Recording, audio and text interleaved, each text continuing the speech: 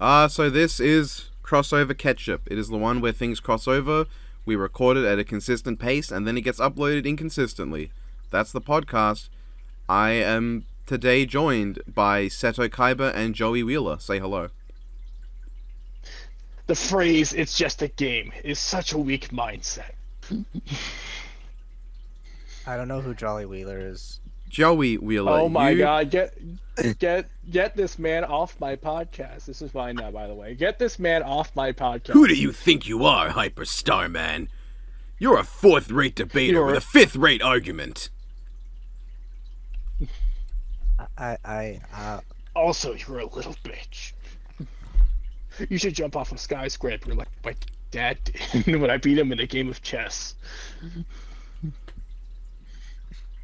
I thought you were gonna say something when I just because I just finished this video about Dolphamingo, his crime rates. Someone analyzed that, and I thought you were gonna say something else, and Dolphamingo's a very funny guy, by the way. I think people should watch him. He's pretty funny. We should. You know what? Let's just fuck this entire podcast. Let's just talk about Seto Kaiba. Sure. Maybe next time. Maybe let's do that next episode. Like this video.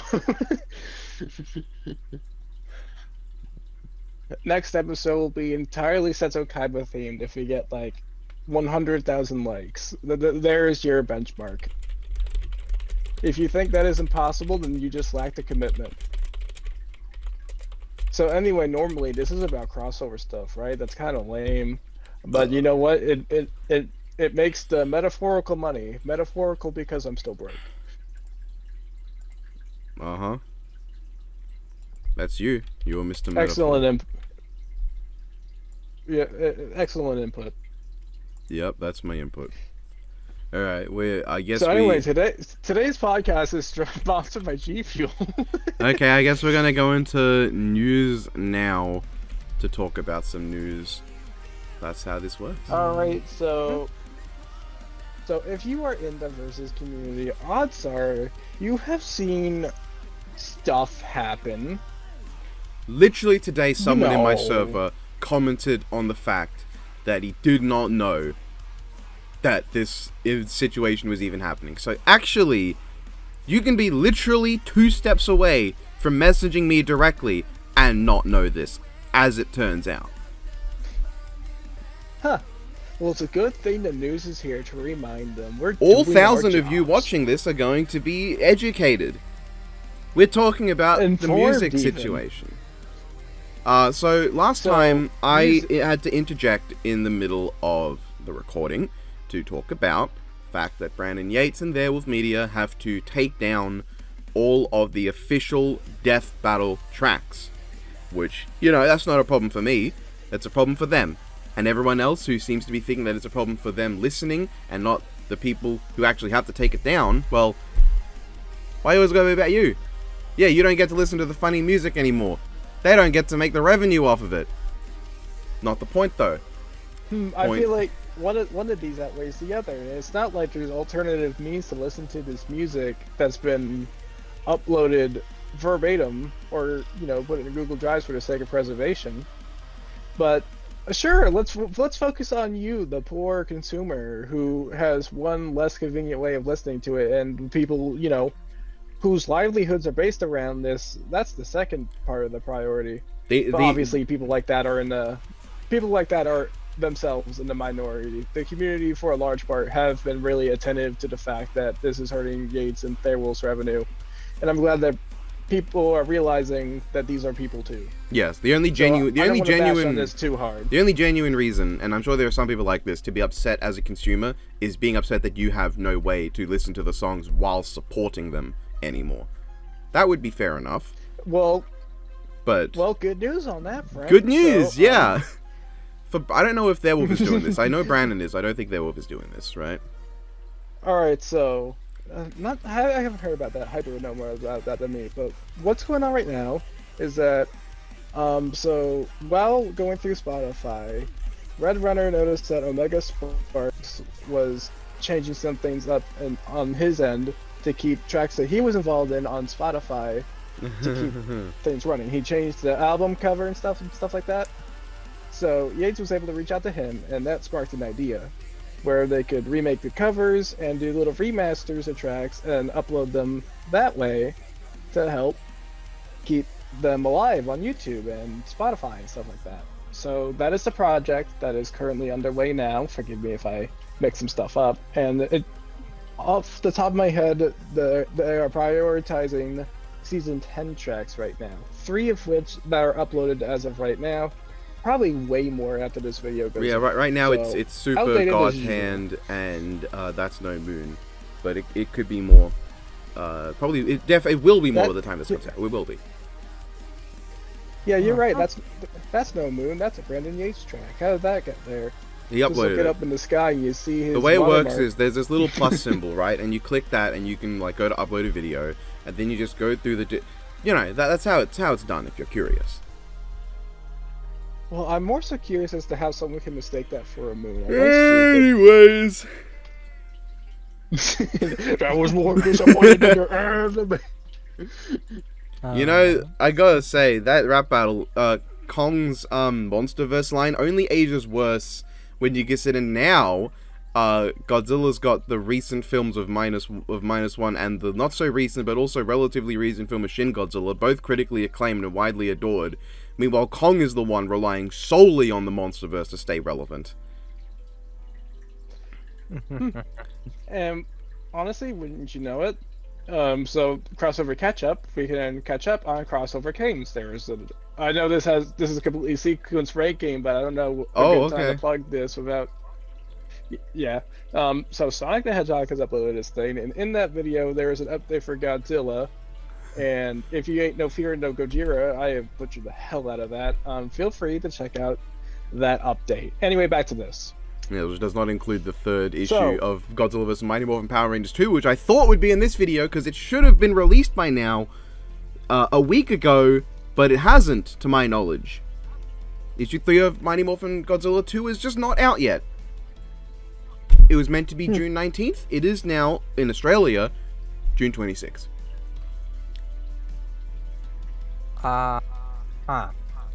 So anyway, back to this music situation. As we said already, we do not know if Therewolf is up for this yet, and I'm not going to try and put words in his mouth to say that he will be. All we do know is that he is taking this situation pretty hard as well, with him losing revenue, and especially in the sense that people are losing a lot of accessibility. So if he is interested in the idea, I'm pretty sure he will make it very vocal and aware, but do not try to force this on him because he still has commission work to do. Yeah. He's a busy guy. It's a busy band, should I say? I'm pretty sure you're still a musical group. It's a tough thing to balance. Do you do what you've been paid to do now, or do you do what will make you more revenue in the long run now? It's a difficult choice to make because you got to balance what to do. What people are waiting for most, it's a balancing act. But this is where we can talk about the tweet that Ben put out about how this would only be temporary, supposedly. Speaking of Ben Singer, not Sinner. Tweets, it's not Ben Singer. We do not know this. It could be both. No, we know what it is. Which is more accurate, you can debate. But what it is Singer. Something I'm certain he's not. I would hope not. Then again, he has made fictional characters kill each other for amusement. This could be leading to something. Anyway, the joke ends here before people take me too seriously. So, from the impression that we have gotten from his tweets and his general demeanor, we already know that he and the rest of the team don't want to put Death Battle in immediately, just to, get Warner Brothered again. So instead, right now, he does seem like he has a handle on things. That he's going to be taking a good look at everything going on and being careful planning out this whole thing. And it sounds like, from his tweets, without making many assumptions, that he is very much being calculating and careful with this whole situation, while being reassuring to the many fans of the series that the fight is definitely not over. He's looking for a solution, and that has not gone away whatsoever. Basically, from the tweet, the implication you can glean is a positive one. It seems like things are going well. It seems like things are going to probably be smoothened out by year's end. Those are only things it seems like it'll be, though. Not things that it is, because we don't know. It seems today that all you see... It seems that I am out of drink. You should get some G Fuel. I got water. That's like half the formula already. Well, no, not literally, but it's like half of what you need for a G Fuel. Now you just need the sponsorship. I think that's all for news now, though. I don't know. Yep, it's been brief, but good. Now we move on to... Not good for the... not good for the music... losing music part of it. Yeah, I wouldn't say good. Good is not the word I would use. You can use that to describe the next segment, however, which is... Hyper. Why do I always have to say it? Which, Why can't you don't! I'm usually the one who say it! Say it! Wait, really? Say it! Versus Void. I feel like I'm always saying versus Void. I feel like... Is Hyper, I always one? Hyper, you weren't even talking for the past 5 minutes, dude. We have to remind everyone that there is a Hyper Starman here. So ungrateful. Oh, and now you start speaking and you start speaking in tongues.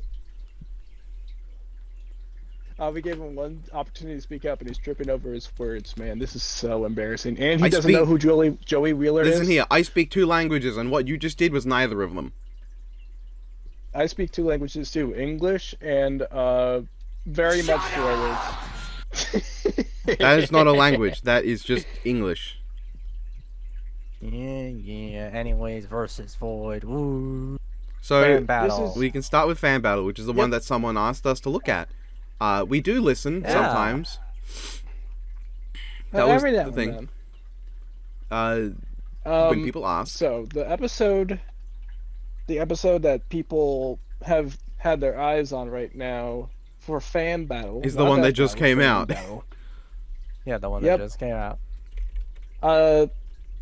It has the judge from Off versus this really obscure character. I don't know him. Oh well. I had to play that. Anyways, yeah, it's funny Sam's the skeleton guy. For Fan Battle, I will feel really bad, but did we have this in a previous podcast before Fan Battle? No, we have not. That's why they requested it, Hyper. Okay. Pay attention. I thought I forgot about it because I was thinking if we had. No, we had Debate Club. Okay, that's what I was thinking of. Okay, I was just so. All right, but Fan Battle. This one mainly, obviously it mimics. If it was obvious, it obviously mimics all the elements from DB, and they don't really have an animation, but more of just like a voice fight scenario of what would go down if they fight. I just feel like noting this. It takes more cues from Death Battle than not Death Battle does, and that's a little amusing to me. That's a little amusing. It is what it is. You know, not everyone has. Yeah. I was gonna say not everyone has a budget, then I realized, fuck, I don't either. Yeah, not everyone has a budget. I don't. But you do have 1 second SmackDown. That's not what it's called. And no one. I was supposed to put that episode. I was supposed to put 1 Second Punch Out Season 3 Episode 3 out today, but I forgot to. So right now it's still just Goku, Naruto, and Kratos Azura. I hope people really enjoyed the incredibly in-depth reasoning I gave for Kratos winning. Yeah, he punches the best. Simple as that. You didn't watch it, did you? No, I did watch it. Why would I not watch it? I watched it like immediately. You watched all 1 second of it? It was so awesome. It's a minute. The fight is about a second though. Gumball didn't watch it. Yeah. I was too busy watching Crossover Kings. Thank you. I put a lot of work into that one, and now I go do, fittingly enough, Kratos next. That's going to be interesting. Yeah, Kratos. Yeah, let's not. Shut up. No one needs to know how that'll go. But let's just say, okay. I haven't tallied the result exactly. Streets hasn't. I'm really surprised that Reeve from Streets hasn't been done yet. Oh, there's been 2 episodes, mate. But Ryu is on. In fact, I've got a decent bit of research on Ryu done, because when I was looking through Sonic stuff, I also took notes, relevant notes for Mario, Mega Man, and Ryu for the future, in terms of Smash Brothers and like that sort of thing. So there's a bit for Ryu done. Ryu is on the table. Okay. Ryu's on the table. I know. Mario's gonna be funny because it's just going to be him dying so brutally in Smash Bros. You say that, but I'm pretty sure that one of his first crossover that I'm aware of is one where he beats the living shit out of Street Fighter 2. Just all of them. Just fucking sweeps them. Oh, that sounds fun. I think so. And I got to look through a bunch of German comics too, which is fun. Because I'm German, can't read it. Is that the one where Mario knocks down the Twin Towers? I'll get back to you on that. That's not counting. That's not a crossover victory. If anyone is wondering. Yeah, anyways, Sans versus Judge, we got incredibly off topic. Yeah. See, off. See, it was thematic all along. If you didn't know, Hyper hates off. Again of that stupid tweet I made. No, it's because of the tweet I made where I said... God, the lag. The input lag on Hyper there was insane. Off. Oh, you completed off. Why do you feel the need to paraphrase there? I kind of... I think it's really amusing that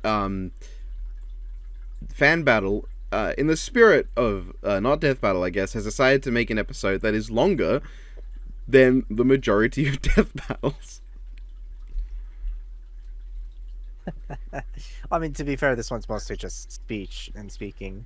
Yeah, I know. So, it's funny. It's really funny that Death Battle like consistently has some of the shortest episodes in the versus scene. That's just amusing to me. I guess that is funny because like when you get a budget to work with, length probably. I'm not gonna say it's not important, but it feels like the priority goes to a lot more stuff like effects, animation quality, music. When you have a bigger budget to work with, the more things that you have access to, and I guess the length falls to the wayside as a byproduct.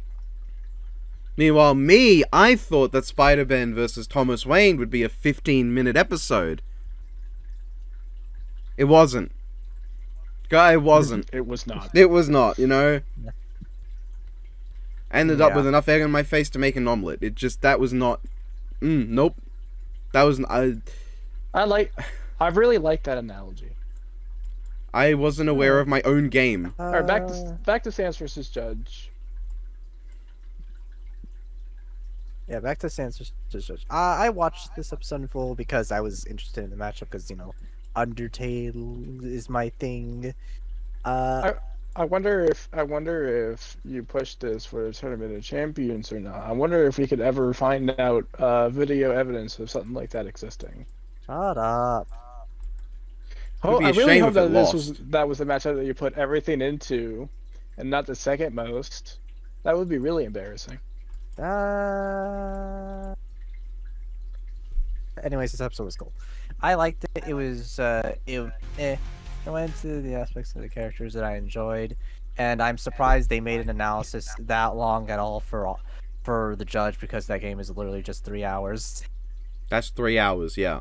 That's enough. Yep, that's all the Judge needs. And, let me tell you something, Hyper. The less there is to talk about, the more inclined you are to put everything in. Thus, the more you're likely to get a longer analysis, because you'll be thinking, well, there's not a lot, I can just put all of it there. And then you end up with a longer analysis than if you did, like, say, a comic character, where you're like, I only got to put in the important stuff, so it ends up being smaller, because you leave out a lot of stuff. I guess that's why Tetsuo's analysis of Magneto versus Tetsuo feels way longer. Yeah, despite the fact that it's also not. Because, like, yeah, because with Tetsuo, they went through his whole thing.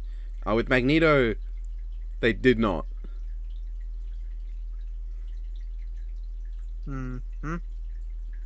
Yeah, which, I mean, fair. Undertale isn't even that long either, but they mainly just focus on Sans, which, yeah, that's fine.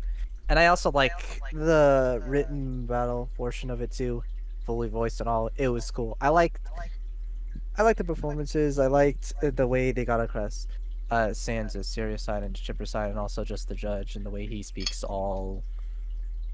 I don't know how to describe that, but that's how I imagine Judge sounding like. And the first thing I saw in several servers was a bit of a controversy over the winner too, which is interesting.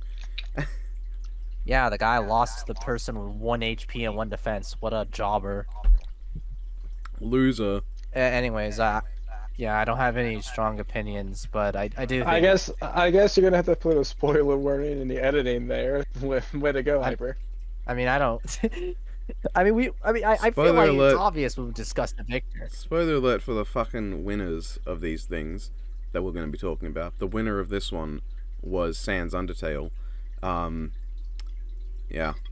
I really liked the little thing that he says, where it's just like, yeah, I mean, Judge absolutely takes AP. He would one shot, but like, this is Sans, so like, of course he would. Duh. It's like, yeah, that's a good point. No one likes to bring that up when they talk about how about how Judge like stat stomps. So I can't comment on, because like I didn't watch the whole thing. I just watched enough of it. I'll go back and watch the whole thing when I have more time. But like I hear Judge stat stomping all the time, and there is always this prevalent thought of like, yeah, I mean, like, if he stomps in AP, but like, so would like a Motorola phone against Sans. Like, I don't really see how that is a particular like advantage. When it stub his toe, he fucking dies. Huh? This is a skeleton famous for getting his entire torso sliced open by a child. With a toy knife. Like a human child. This is a guy who jumps on Goombas, and he's the one who takes the damage. He's a guy who wakes up in the morning and breaks his legs just by stretching them. He's the one where if you tell him to break his leg before doing something, just the phrase will kill him. Fragile enough that when a Magikarp uses Splash slightly too closely, if a single droplet comes in contact with Sans skin is a strong word, body, that's it. The end. Story over. Magikarp route of Undertale. It's just that one gif of a drop of water hitting Finn Adventure Time's face.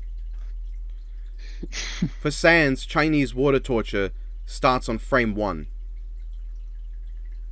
So here's the story. Sans was supposed to be in Smash, but then he got a paper cut on the envelope and he turned to dust. That's why Toby Fox went to Sakurai's house for vengeance. Yeah. Actually, wait, no. Actually, no. There is actually a canon with Sans' invitation to Smash.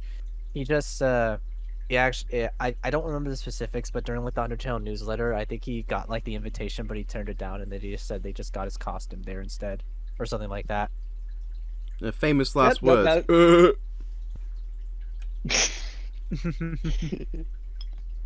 Anyways, yeah, episode cool. Verdict, I mean, I guess it's debatable. I don't have much to say on it. I don't really care.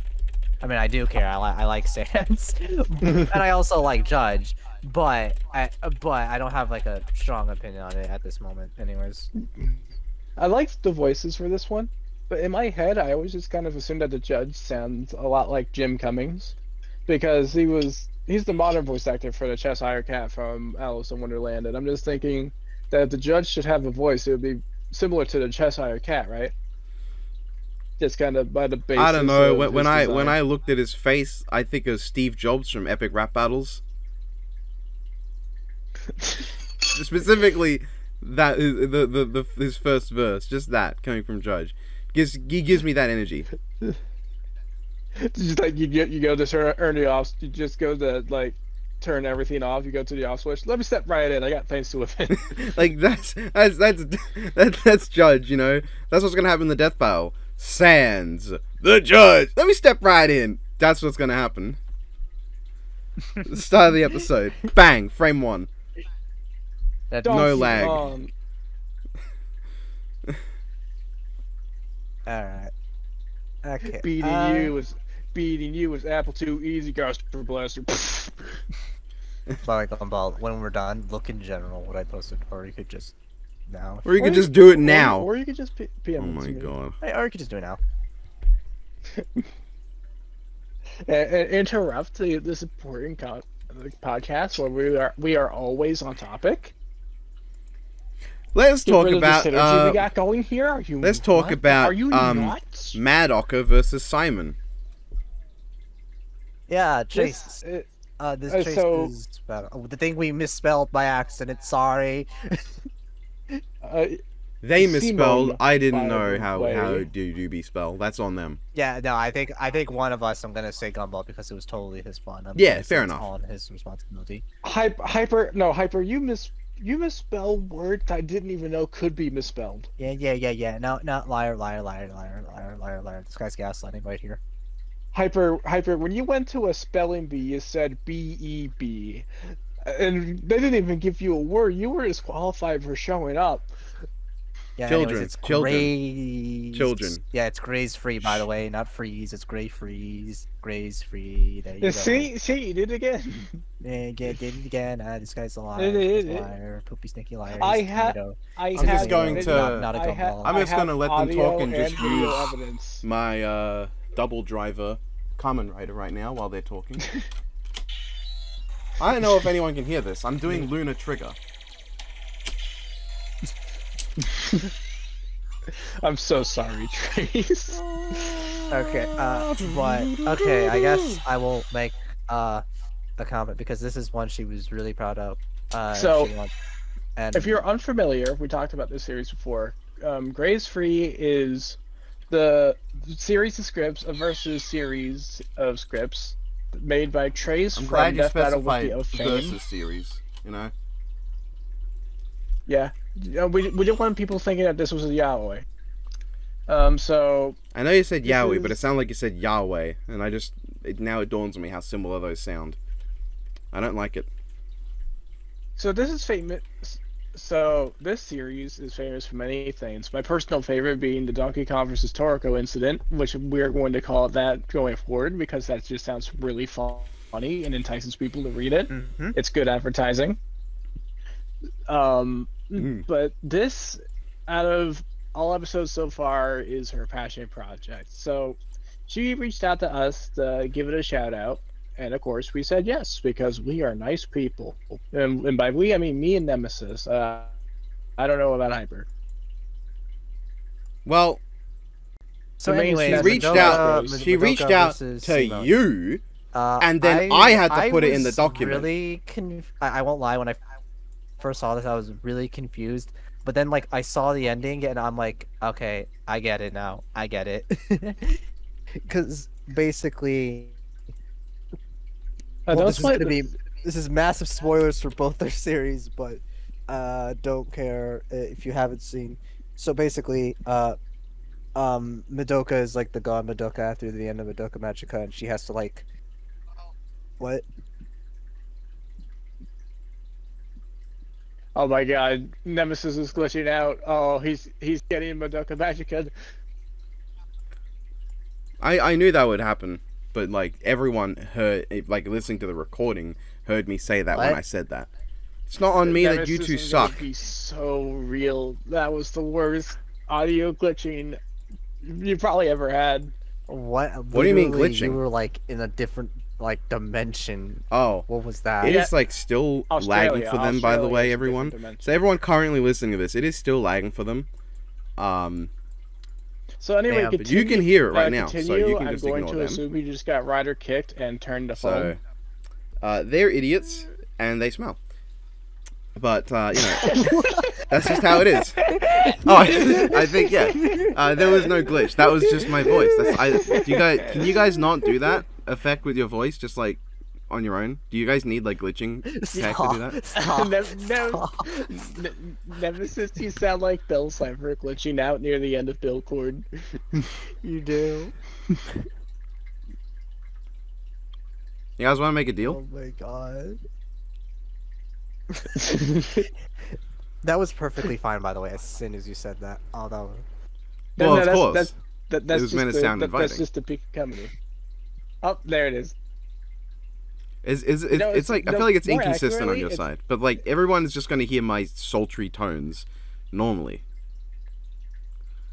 You know, it's going to be so funny in the actual video, because it's just me and Hyper fucking losing it to Nemesis talking normally. He's just like, what's so funny? Is it because he's Australian? Is it because he's Australian or racist? Oh my God, here's a fun fact. One person, I've probably said this before. I don't know if with you two, but one person once asked me after Volume 9 Abridged of Ruby Abridged, to be clear, why I made the cat sound seductive.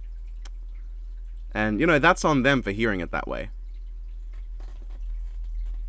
They're a Hi-Fi Rush fan. Okay, you can keep going now. You got it. Is there more to the story? All right. All right. So anyway, Grace, I am so sorry, Trace. Okay. Yeah. Back. Okay. So the setup for this was basically, I don't want to say much, but you already have, basically, the setup for it. What? For fuck's sake. Every time we try to explain Graves Free, something happens. This is a sign. Incidents. We can't explain it. You're just gonna have to go read it yourself. Just read it. Just read it. I'm not gonna explain it. Just read it. That's all you need to know. Just read it and the Donkey Kong versus Toriko incident. You want to know what you ever that read is? Toriko versus Donkey Kong and just finish the script going, now I'm hungry. You do? Well, now that's just weird. Yeah.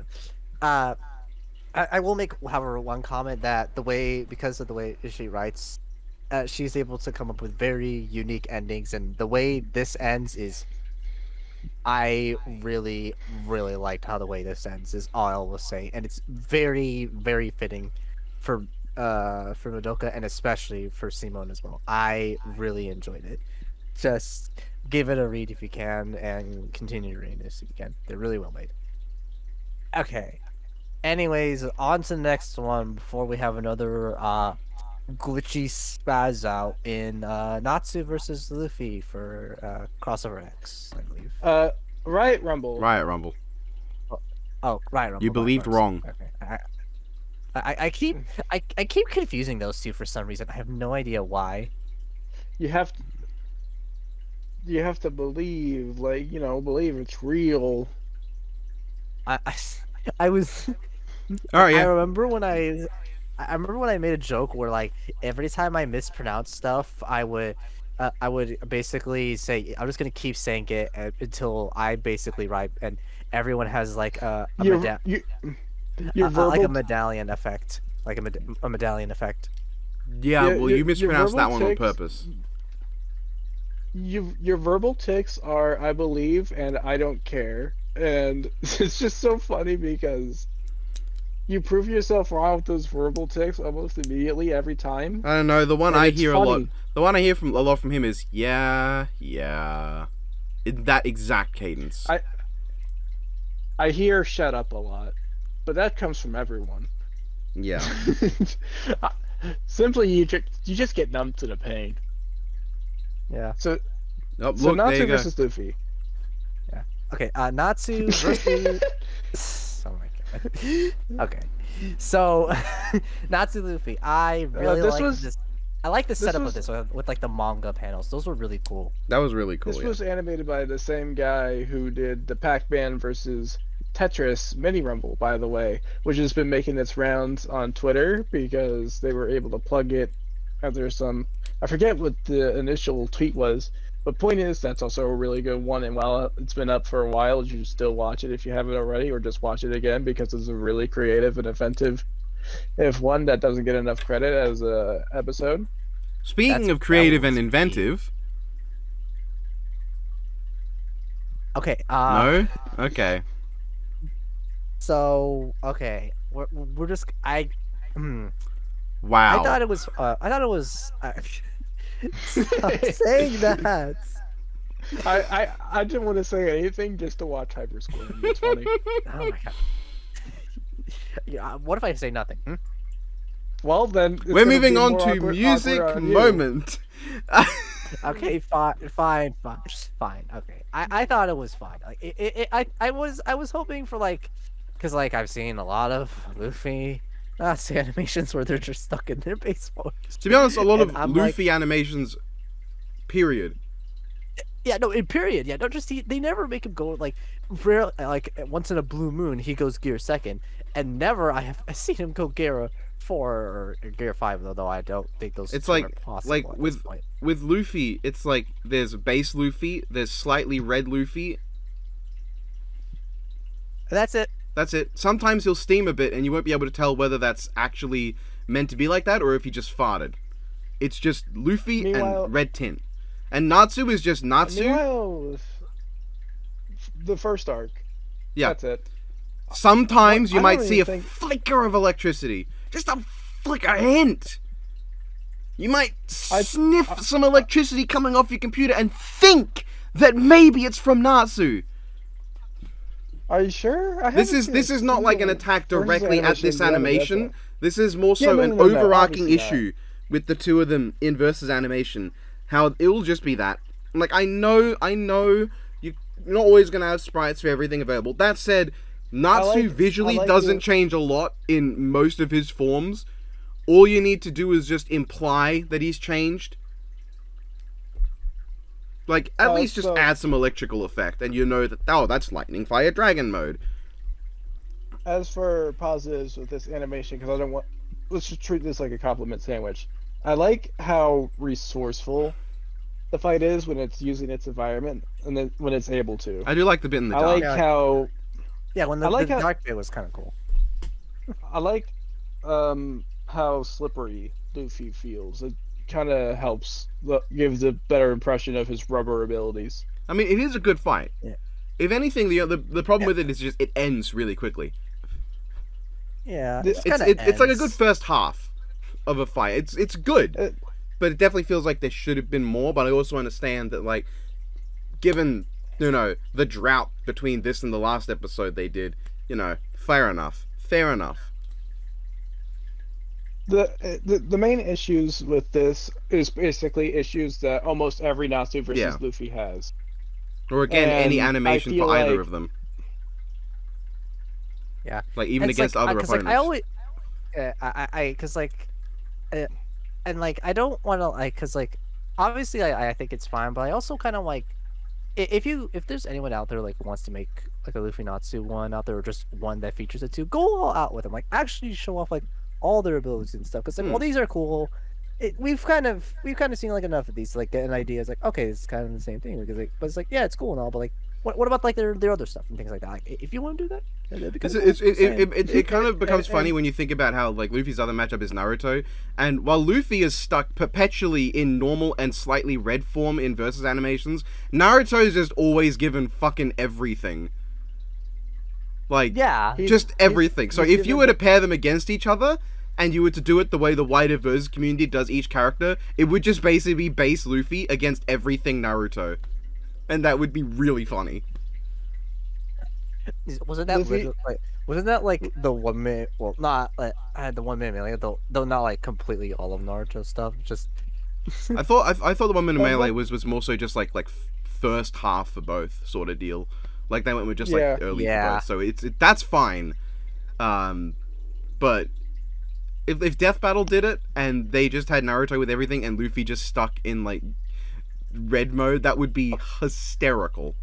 That would be the funniest thing. Way that would there's no way. They'd have the budget. He would go up to funny white form.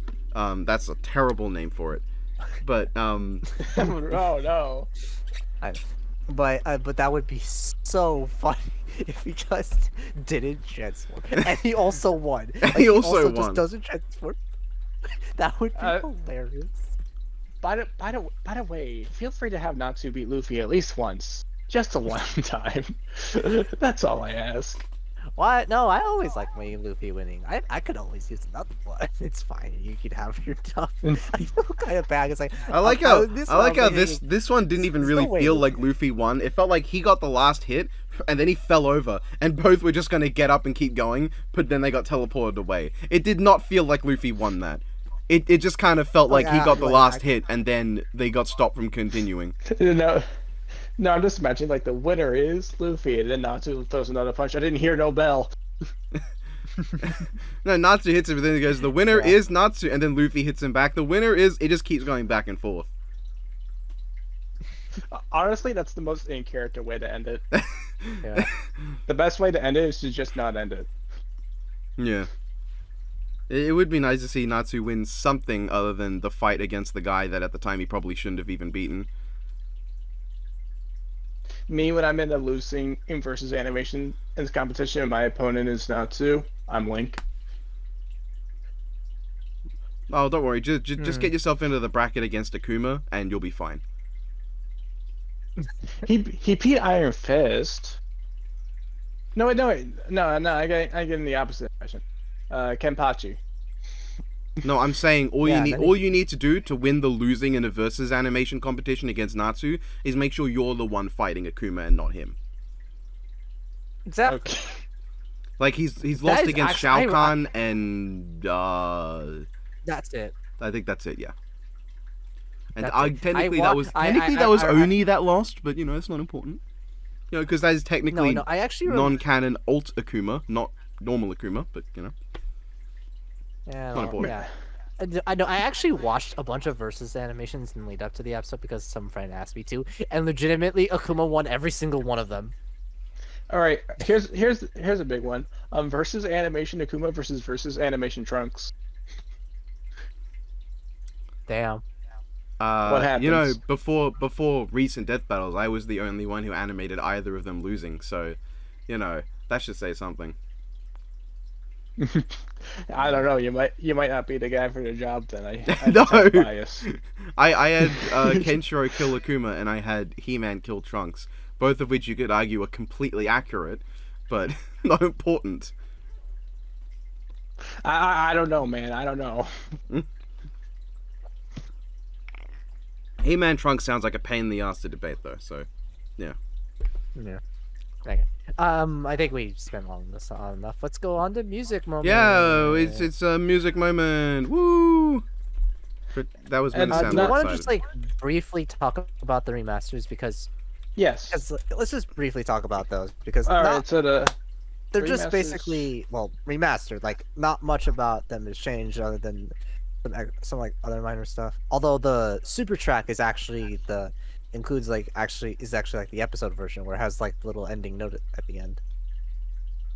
So you have Super, you have God's Hand, and you have That's No Moon, which we have already established. Yeah. Yes, yeah, That's No Super God Hand. No, that's a Brandon Yates track. We've established this already. What was with that sudden lisp that came out of nowhere just for that one bit? Yeah, I don't know. By the way, all the new track arts also go hard too because they were all really excited to actually work on like official DB stuff and really went all out. No, you could tell. So shout out to Zen, shout out to Tyranny, and shout out to Deckhead. Yeah, my boy. Isn't it Tyranny? Are you me? Are you trying to be me? You're never me. Oh, so now you admit it. Shut up. See. Anyways. Oh, another verbal tick spotted. Yeah. Yeah. Anyways, I really love these remasters. I like the extra chanting in That's No Moon, and that one's just so. It's beautiful. I think the funny thing with Hyper's verbal tics is not what he says, it's the fact that he has the same inflection every time he says it. Like when someone else says anyways, they can be like anyways. With Hyper, it's always anyways. Anyways. He's really excited to go on to the next thing all the time. Hyper Starman is an NPC that has gay sentience. He's Brian Reynolds, the guy. You want to say anything? Oh, well, he's done the same again. I'm saying, if you want a different inflection, just look at the end of Red reactions on some episodes. Hyper, that is another purple tip. God damn it, dude. It's like it's like halfway towards being a Minecraft villager. It's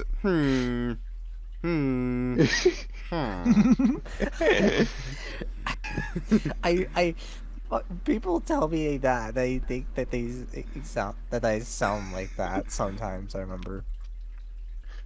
When I first VC'd with you, I thought you sounded like Chills. Who? Wow, that's rude. Number you just 15. Hyper, you just caught. I was gonna say you caught a crazy stray. That wasn't even a stray. That was just a direct shot. I have shot you. That was a direct ICBM in your house. But he said who, so we're good. We're in the clear.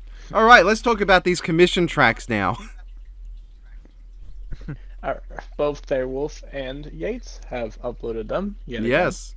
I will start with Yates, and I realize I put these in the wrong way for Yates, because the first one was simply Unfair Despair, which was Junko Enoshima versus someone I don't know.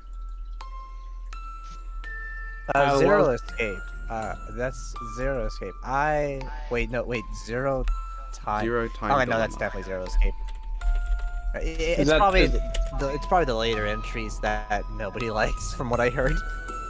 Isn't that the 999 series? Like yeah, that 999. It's a series that I want to get into, but I wanted to get a ROM of it back when Vim's Lair still had ROMs, and I asked Cypher, "Hey, these are the kind of games you like." Cypher said no. Okay. No, okay. Listen, I tried the first game because Rena begged me to play it. I liked the first game up until the ending, and I absolutely hated it. And I apparently that's a very unpopular opinion, and I don't care. I firmly stand that the ending's garbage. Now, the great part about that sentence is that you can't tell whether he's talking about Zero Escape or Danganronpa V3. I was about to ask, are you a V3, I will. Now, to be fair, like, V3 I am a V3 defender, but I can acknowledge that, I mean, to be fair, that was my first reaction, was this ending's shit. It took me a bit to, you know, think about it, and then, oh no, actually that ending's pretty good. As an outsider, I think V3's ending is hilarious. Oh no, it is. Like, it is. It is. It is hilarious. There are four Zero Escape games. That's all. Yeah. 9 hours, 9 persons, 9 doors, Zero Escape, Virtue's Last Reward, Zero Time Dilemma, which is this one, and then the one that's not even listed as the main game. It's a spin-off, I guess. Yeah, the second one is rough around the edges because they had no budget, and then the other two are just garbage. They're just bad. Which, yeah, the first one I can at least respect because it was like a very influential visual novel for a lot of people, and I'm like, okay, I can respect it for that, but I just I can feel the age of it. It's on PS4 as well. I might actually see if I can track that down and play it because I don't have a DS and I want to play it on a Windows. If another ROM of it exists, I shall track it down. That ending, I could go off on it for so many times, but I know Rena would kill me. For so many because times, I know she loves the ending. Shut up. I keep reading the last game. I keep reading the last one as being called the non-binary games. That's not what it's called. Anyways, yeah. I like Pride Month. It was. They just have no balls. Very... They should have called it a non-binary game. It would have been the best. So anyway, yes. It was pretty awesome. I liked it. Oh, I could spend $250 to get the original game on DS. Yeah, fuck off. Or you could find a ROM for free. Yeah, but then I have to play it on a computer. Option. I mean, it's a visual novel.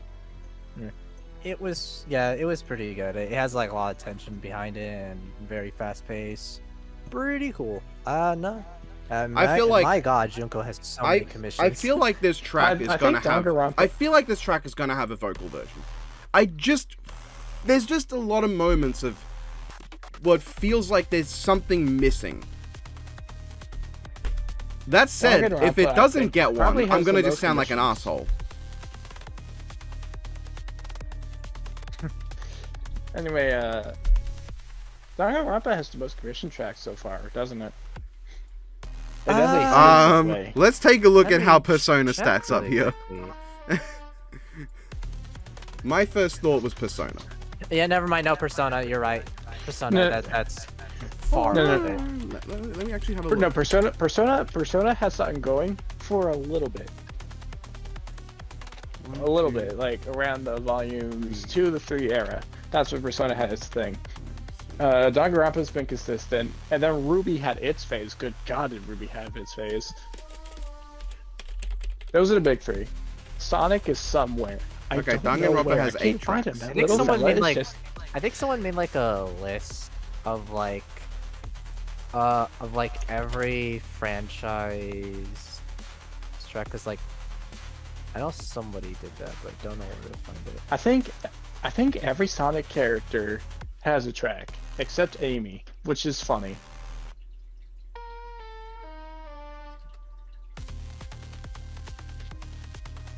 Yeah. But I... Oh yeah, also you mentioned Ruby earlier. Speaking of Ruby, the other one... Hold on. Oh, okay. So, okay, Danganronpa has about 8 tracks, which is, it's a lot. It's a lot. Do you want to know how many Persona has? How many? 25. Wait, are you telling me Danganronpa only has 8? I thought it looks like I can buy Junko. I can buy Junko having 8, not Danganronpa as a whole.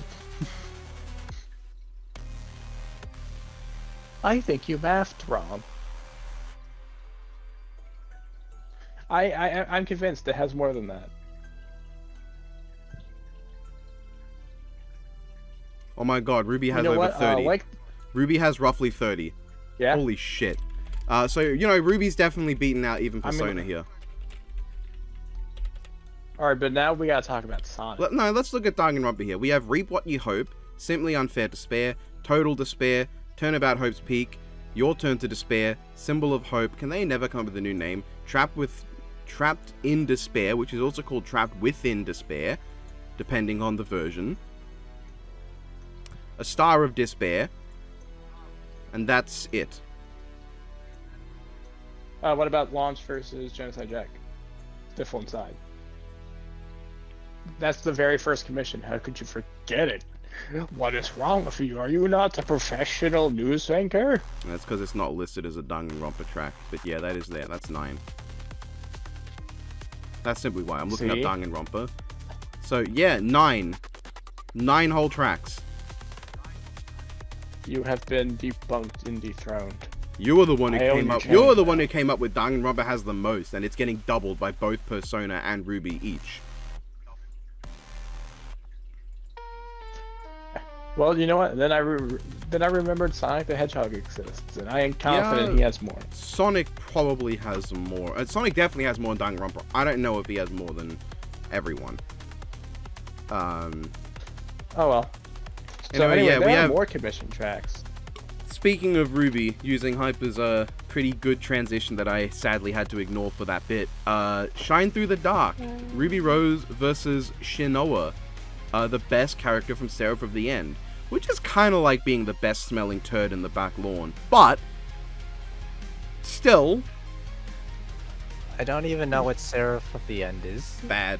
I find it really funny. It's just like you're just so nonchalantly saying stuff like that.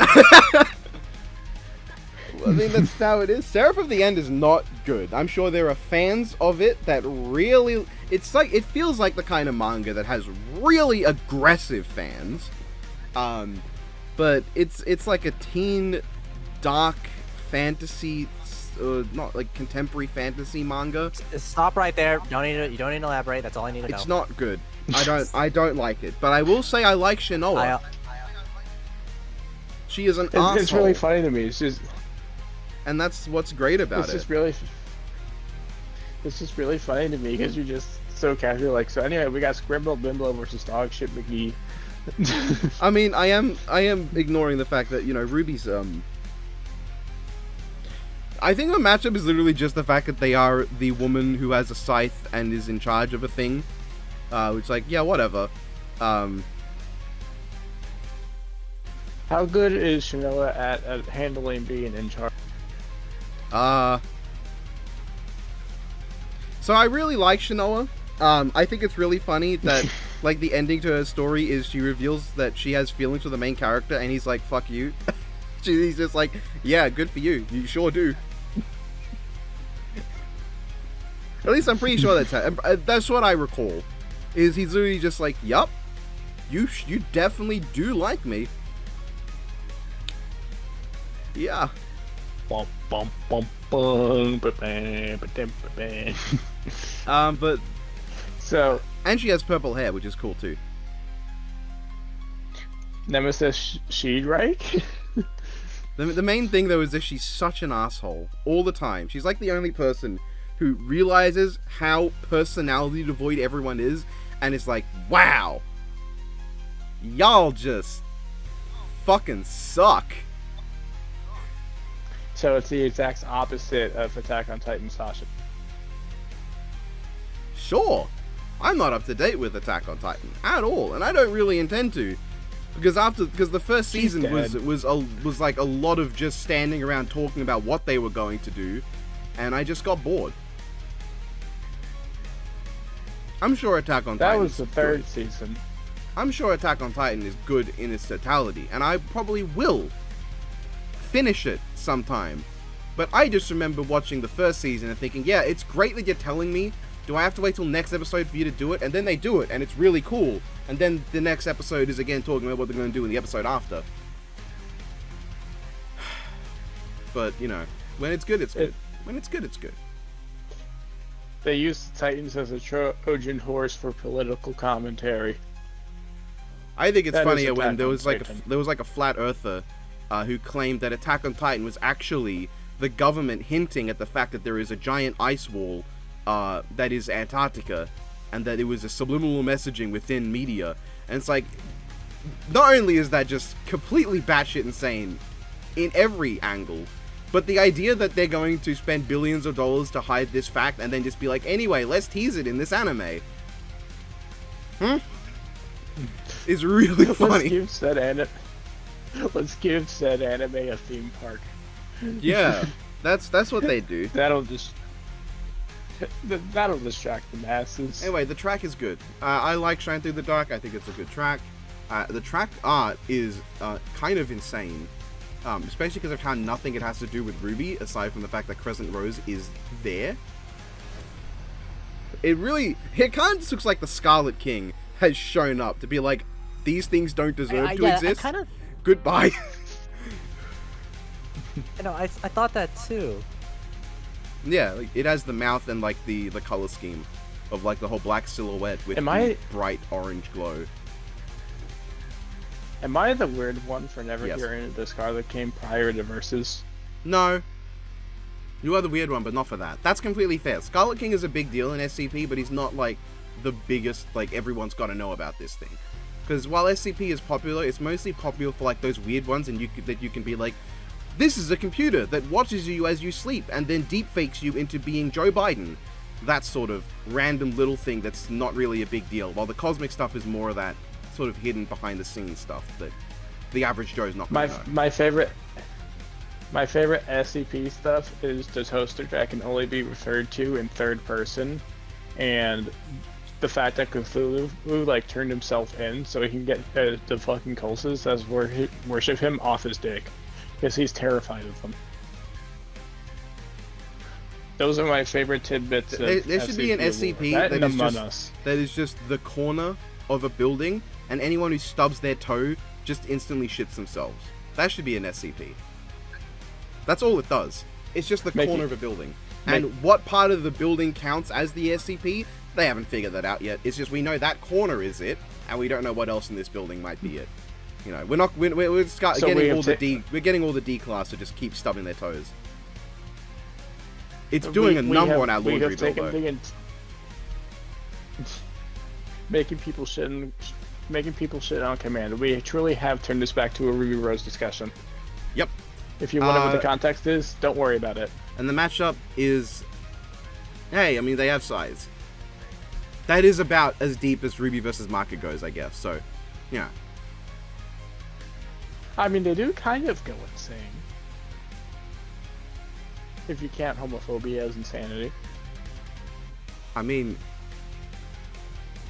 that is a meme, though. That's not like an actual thing. I know. I like being silly. That said, Ruby Rose versus Dio Brando, because they're homophobic homosexuals, is really funny. So, just Dio. You know, I was wondering which JoJo character is gay, and I was thinking, oh, that's all of them. I forgot. I like that. I literally just commented Shinoa, and Brandon was like, I can't wait for you to rank these tracks, and I'm like, I will actually. In fact, I am currently working on the script for just ranking the rest of 2023. And then I'll get to 2024 afterwards. Well, thank goodness there's no more 2023 tracks we have to worry about. Wait, why is the calendar ticking backwards? Uh-oh. Time, huh? Anyway, that's Shine Through the Dark, and it was good. I like this. I'm glad the Scarlet King has decided to free us from the shackles of Ruby, and all 7 people from the shackles of Seraph at the end. But he probably should have waited a bit because, you know, you're doing your abridged thing still. Yeah. I want to abridge Volume 10. Give me a Volume 10 to abridge! Actually, no. Let me finish Ice Cream Abridge first. Let me finish that. It's so much in it. It's gonna be the longest one, I think. And Volume 9 was feature length. Just wait for Ruby to get in, so that Ruby to get in multiverses, so that all of her unique battle dialogue can be abridged. I will see if I can do a mod to make my voice in, put it where hers is, just because it'd be funny. Okay, next track. We have Therewolf Media's tracks, starting with the best, the greatest, the GOAT, the one that is the most me-coded of all time. It is, of course, Mightier, Pen vs. Sword. No. What an epic track. This track literally uses the fucking bits from Mighty in it, which is just... And Emerald Heroes. And Emerald Heroes. This is the greatest track. Like, this is the best one. Like, there is no debate. Therewolf has peaked. This is the best thing that's ever happened. No. You're being, probably semi-satirical. No, honest to God, this is one of my favorites, unironically. I'm being satirical in the sense that it's not my favorite of Therewolf's, but it is genuinely very good. No, I think this is a top 5 one. Honest to God. Now, I'm not sure how I feel about the track art, especially because that Sharpie is the goddamn Sharpie that we use to represent Pen on this channel. They've chosen the exact fucking model of Sharpie that we used before Pen got upgraded into his new form. What? Excuse you? You want to run that one by me one more time? I think you want to explain yourself? Are we going to have this rant redubbed by Biffway too, just so we can go full circle again? That was a real... That was a good bit, though. That was a great bit. It was a really good bit. Anyway, the track cover is really... The track cover is good. The track cover for this one.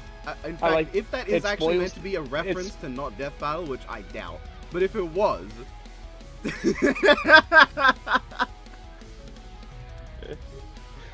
Well, it definitely spoils the victor, don't you think? I mean, now there's ink everywhere. I don't think that belongs to the sword. The difficulty with this one is if we were to do this today, I would absolutely go into, like, the history of the pen and the sword and take a look at mythology and see, like, obviously swords, there's a lot to talk about. There's a lot. But with pen, how many mythological pens exist? That's the question. Or I guess because feather pens are a thing, how many mythological feathers are there? Because any of those could be a pen. That's where I would go into it. And in that regard, you would have no idea who's going to win going in. In fact, I would do all the research, I would give it to Huan, and I'd go, you decide. Don't even ask me, you decide. Based on just this. No, what happens is that the pen ends dying ink is like the writing fire gift that everyone uses, and then a phoenix rises from it, burns the sword away. Yeah, but would that kill a sword? There's a lot of swords of it. I mean, you know, everyone's like, oh, Excalibur. Mid-tier. Mid. Excalibur mid. Not even the most interesting sword in Arthuriana. Excalibur short. Sword of strange hangings. You touch it, if you're not worthy, you die. You just... Alright, permanent ink, lead poisoning. Maybe there's a lead sword out there. I don't know. Orgia the Dane's sword, Katana, is like a sword that can be used by someone the size of Orgia the Dane. He's a big guy. Alright, but... He's huge. Alright, but have you considered that a composite sword is a sword belonging to the dragon god, and upon drawing it from the sheath, Leloy becomes the size of, like, a mountain. That's a mountain-sized sword. Alright. I'm not gonna go into the Bible and with Michael's sword, but it's already mountain-sized without needing that country-sized sword shit that I would not want to go into. Mountain-sized one, so that's all you're gonna need. But how can that matter to a pen? Because you got stuff like the Abzu bird of Mesopotamia that like can hold the universe in its hand. How big are those feathers, bitch? How big are those fucking feathers?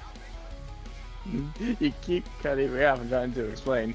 So like you're hearing all this, but a composite sword, there's one thing you are not considering is that the requirements to wield a sword differentiates from mythology to mythology. So realistically, if you were to go through all of this, then there was a really big likelihood that the sword would just be incompatible with wielding itself. It would shrivel up and turn to dust. Well, the sword is incompatible to a wielder, but it is not its own wielder. It is just sentient. In the same way that, like, if you grab my leg and you could swing me around, you could argue that you're the wielder of me now, but, like, that doesn't mean that I'm not me and I can't do what I want to do. Depends on who's writing. That's why depends why you're good at a sword. That's an argument that the pen wins, because the winner is whoever the writer is, and the sword can't really write. It can stab into things and can carve in a script into like a wall, but like a pen's going to be able to do more. See, that's an easy argument. There's also the fact that the pen could just write legislation that decides the sword stops being there. You're not allowed to be here anymore. You're evicted, and like get the pantheon of random equipment to just kick the crap out of the sword because it's no longer legal to be a sword. But then you could also argue that that's prejudice, you know? That's discrimination towards swords. Can the pen even do that? This is about pen versus sword. Now, someone did comment that I was going to go on like a philosophical tirade about this matchup, and like, you're damn fucking straight. They either don't know you or they either don't know me at all or they know me very well. That's what I said that I cut out. Yeah. I assume that's what you said. I mean, this could be the part 3 to Pen's story in terms of like episodes about Pen. Possibly. Not Death Battle Pen versus Death Battle Deadpool though. No, see, Pen has a story. It ends with... Yeah, and he can give Deadpool one. We already know that Deadpool loses to Pencil because he got erased by a pencil eraser. And Pen beats, like, Pencil, so... Pen scales above Eraser in not Death Battle. Like, we've seen Eraser is inferior to characters who are themselves comparable to Pen and Pencil. So, Deadpool... Actually, would it be Deadpool or not Deadpool? It doesn't matter. There's no not Deadpool. I mean, there is. That's Deathstroke, but like that's really just calling. You better off calling Deadpool not Deathstroke. I'm better off calling Deathstroke a pedophile. Yeah, but we're talking about hypothetical titles, not actual titles here. Okay, before this goes into some, like, alright, we have Perfect and Elegant Risotto, which is Sakuya Izuyoi versus Gordon Ramsay. Oh. Another banger matchup! What is with... We got a twofer! What a banger! The track art, them doing their JoJo poses, brilliant. Mwah. Perfect. I love how this matchup basically exists because of this one gif of Sakuya throwing knives, and it cuts to the Hell's Kitchen opening sequence where Gordon dodges his hold. It's perfect. It's like the perfect track. Okay, beautiful. That's why I couldn't recognize the art. This is just not by someone I usually know. This is like, when I saw that, I felt so many mixed feelings. And what do you mean by that? I mean, it's a track that it's about Sayaka versus... It's not about Sayaka. This is about an idiot sandwich trying to challenge the culinary god. I imagine this is like an epic food battle in the kitchen. No, what it sounds like? No, it ain't. It is just a full-on fight where Gordon Ramsay is just fucking dodging everything like an actual Toho player. You're both kind of wrong. What it is an actual fight, but every time the music dies down, it's Gordon just fucking taking Sakuya back to reality and forcing her to finish her fucking dish. Your mansion is going to close down unless you make that fucking barbecue. Right before the final blow, it cuts to the only shot of Sakuya like in the booth where they tell him to talk about what happened. And he's like, yeah, so I made a massive mistake today, and then she dies. So I have miscalculated. Give me your ape. Sakuya, give me your apron.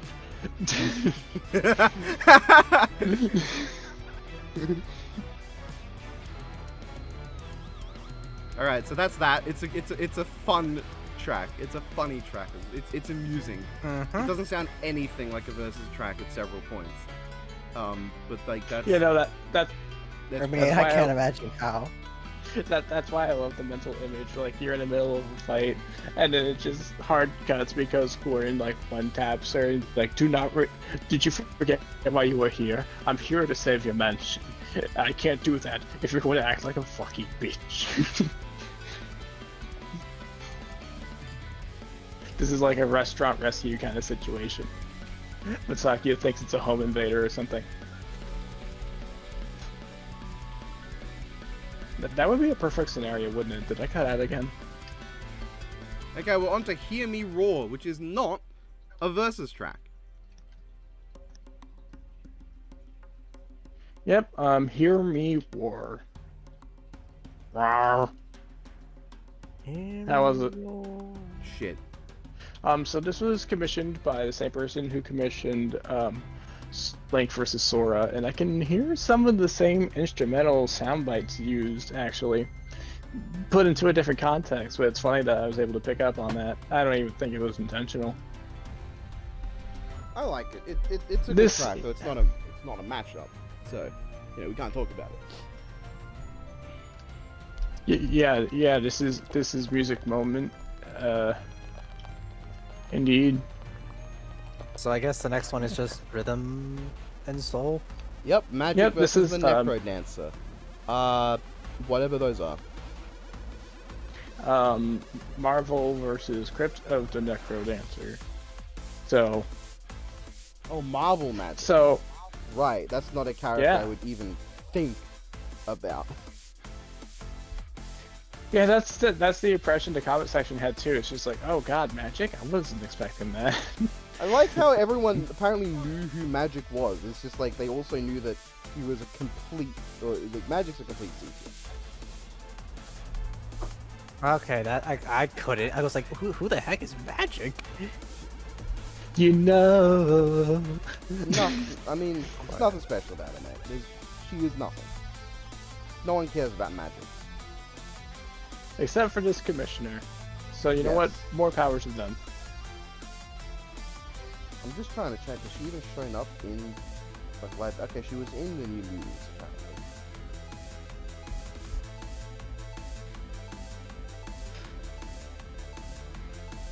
Okay, she was in the New Mutants, which nobody wants. So. Anyway, this was a fun track. I like it when they can get to a more video game sounding aesthetic. I'm not gonna say shit like so retro. I'm better than that. No one asked you. Despite this actually just well, you know what? out, like, no, a few hours ago. Yeah, we're on top of things for once. Imagine if Brandon just drops a track like right while we're recording this. Nemesis, check his channel. I did. Nothing. And now we can move on to the next section. Next segment. This is, man, we are way more off track than usual. Hurry up! But I like that. It's fun. Pasta paragraph. Then this time it's with Sandman versus Clayface. Yay! We brought that up last time, you remember? It's the one with the guy made of sand and the guy made of clay. This also has a Therewolf track, but it's not recent. But that's still a music moment, nonetheless. Isn't that weird? Like, out of all the Marvel vs. DC mashups that have tracks, this is the one. I mean, no. And Harley Quinn vs. Gwenpool, that's it. No, this is a goated matchup, though. This is great. Yeah, no, it's like, it's a goated matchup. I just think it's like, out of all Marvel vs. DC matchups, it's this one. Like, not in the sense that it's this one. It's more so, it's not other ones.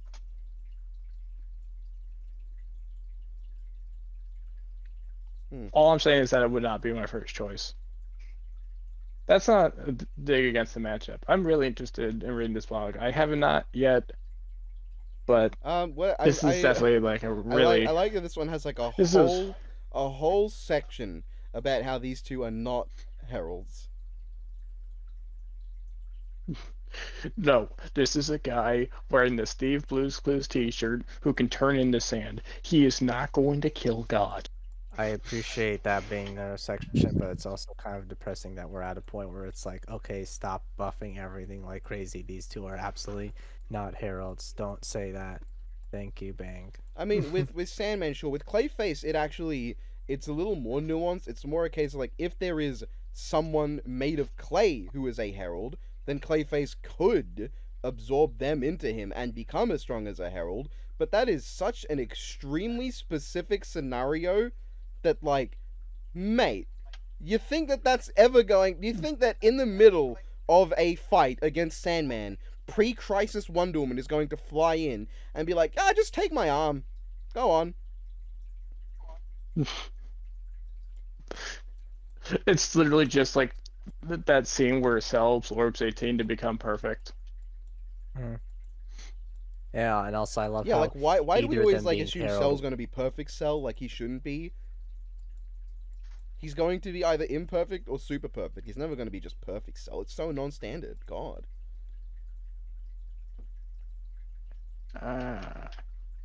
That's why we haven't had a Cell matchup yet, because he has to get all this outside help to get his best forms. Like, yeah, the whole time, like, Cell's been scheduled for a death battle since, like, Season 5, but he's been on the phone trying to call Androids 17 and 18 to come over and help him out. It's been in a lot of, like, legal red tape, you know? Cell, the last time you needed my help, you turned me into a suppository. I'm not doing that again. Listen, I have too much self-respect for myself. You. Is that so wrong? I just want to eat. It is very. What am I doing wrong here? I don't understand.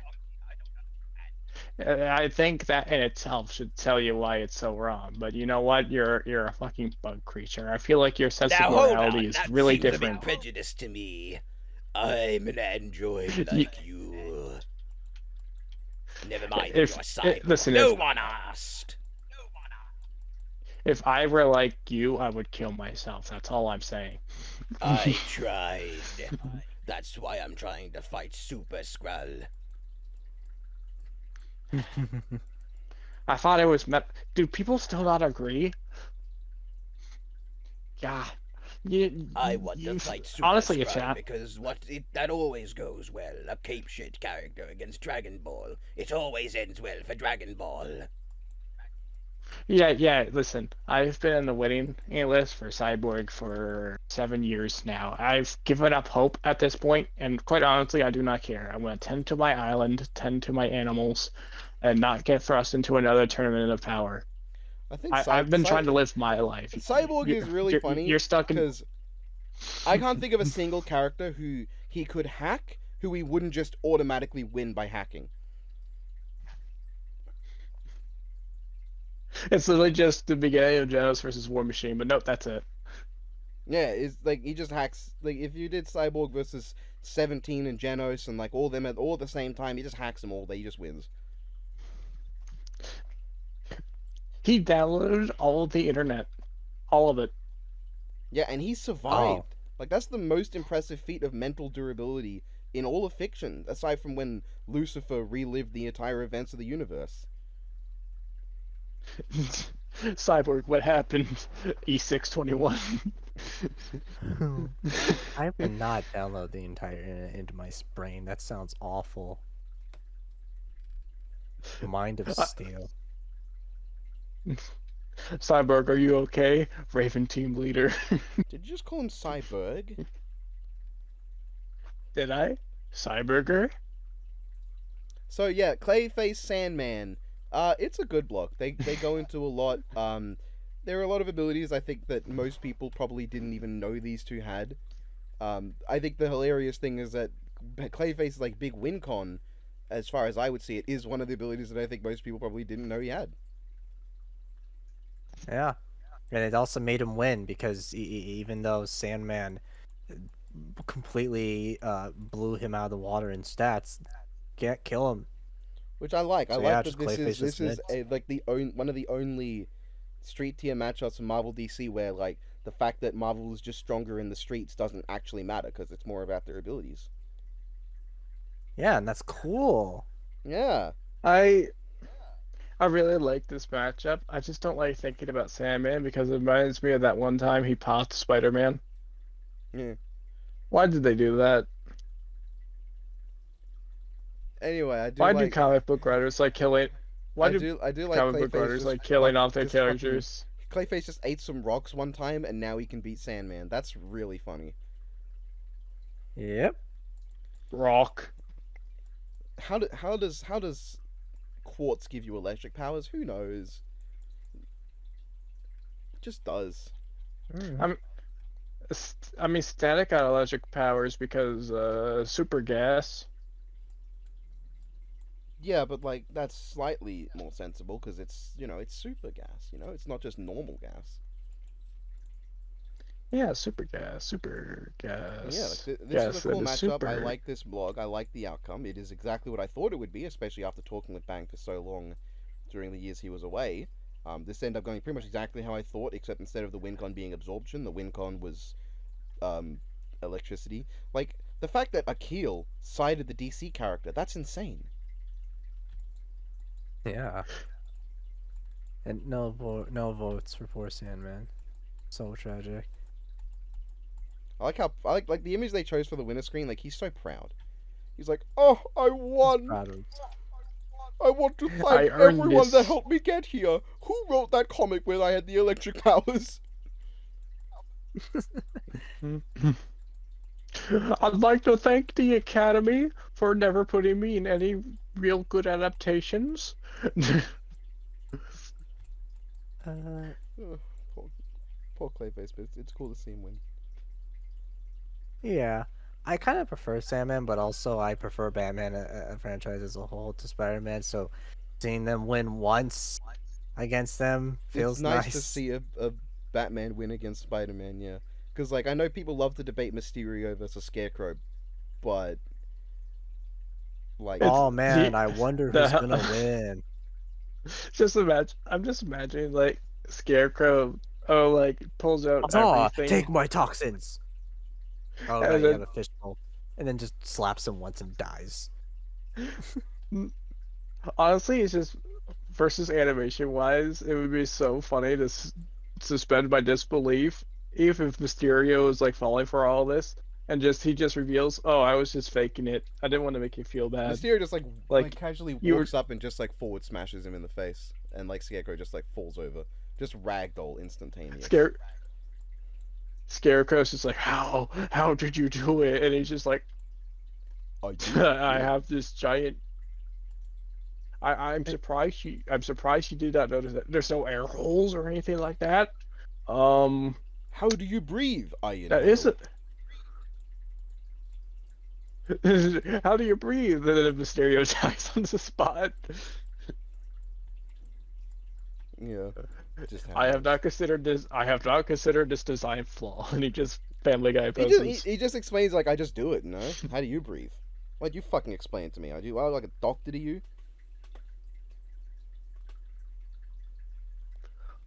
I mean, like, I feel like there's a whole process that requires oxygen. I have a fishbowl on my head. Yes, I see that now. How do you breathe? Like this?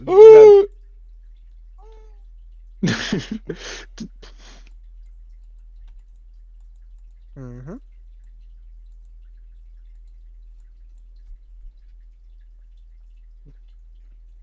Batman and Spider-Man villains are really funny because they're so unserious. I'm trying to think, is there another? I don't know about all of them, but most of them. Batman win on Spider-Man? I'm just trying to think. Like, I guess if Spider-Man has a Poison Ivy equivalent, Poison Ivy's probably stronger. I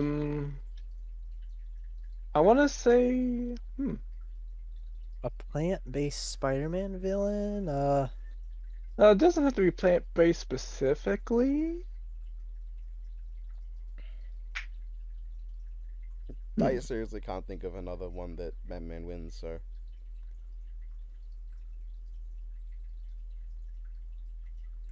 Like, I'm pretty sure even... Yeah, no, I really think this is... I'm pretty sure even, like, composite Batman versus composite Spider-Man is still a Spider-Man win.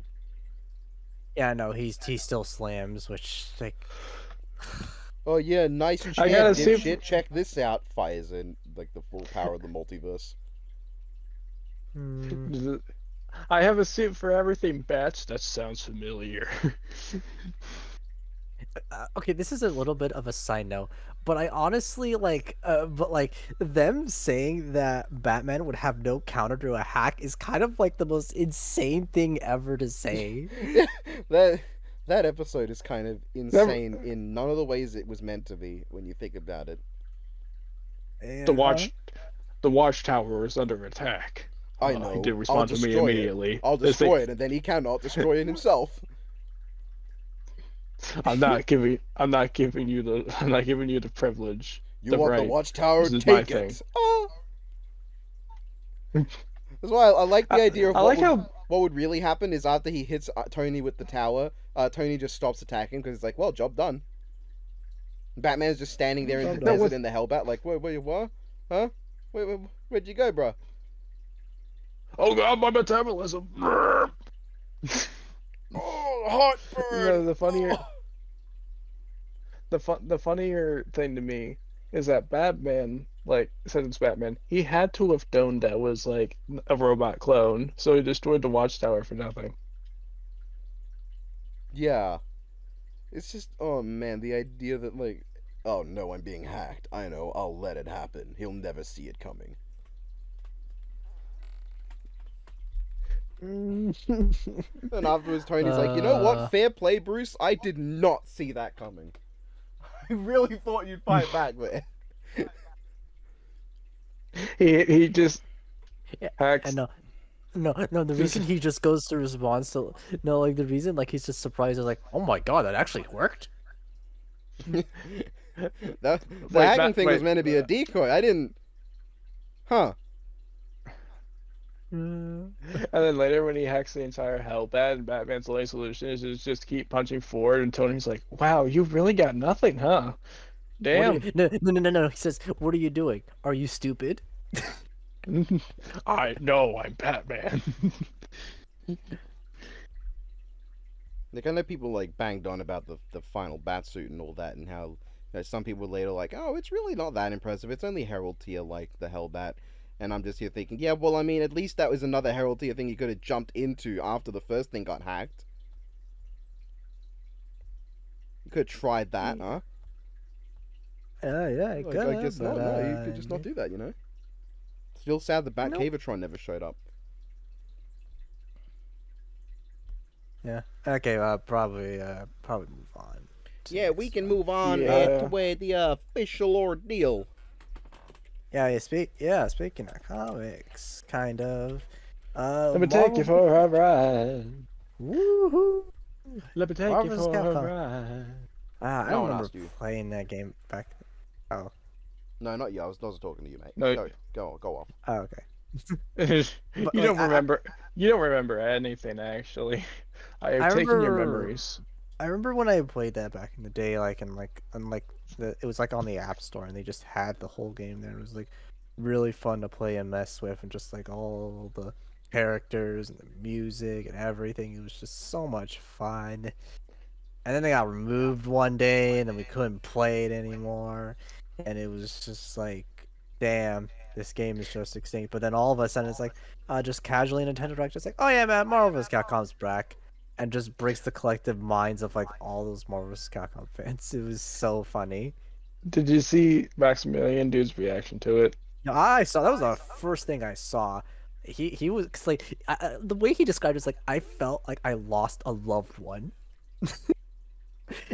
and they somehow revived. No, I had a really high reaction despite never playing it. It's always something I want to play. I was so excited. Yeah, I'm excited. Coming to Xbox. Yeah, I'm excited to play Cable. If Felicia is in the game, I will main her. She's there. That's like on the website. When you play Cable, you should speak only in Booster Gold quotes. Yes, that's exactly what I'm gonna do. Like, you just bust out like a raw super and go, all right, douchebag, you'll want some of this? Hey, you want to see a Boosterific Infinite? Boosterific!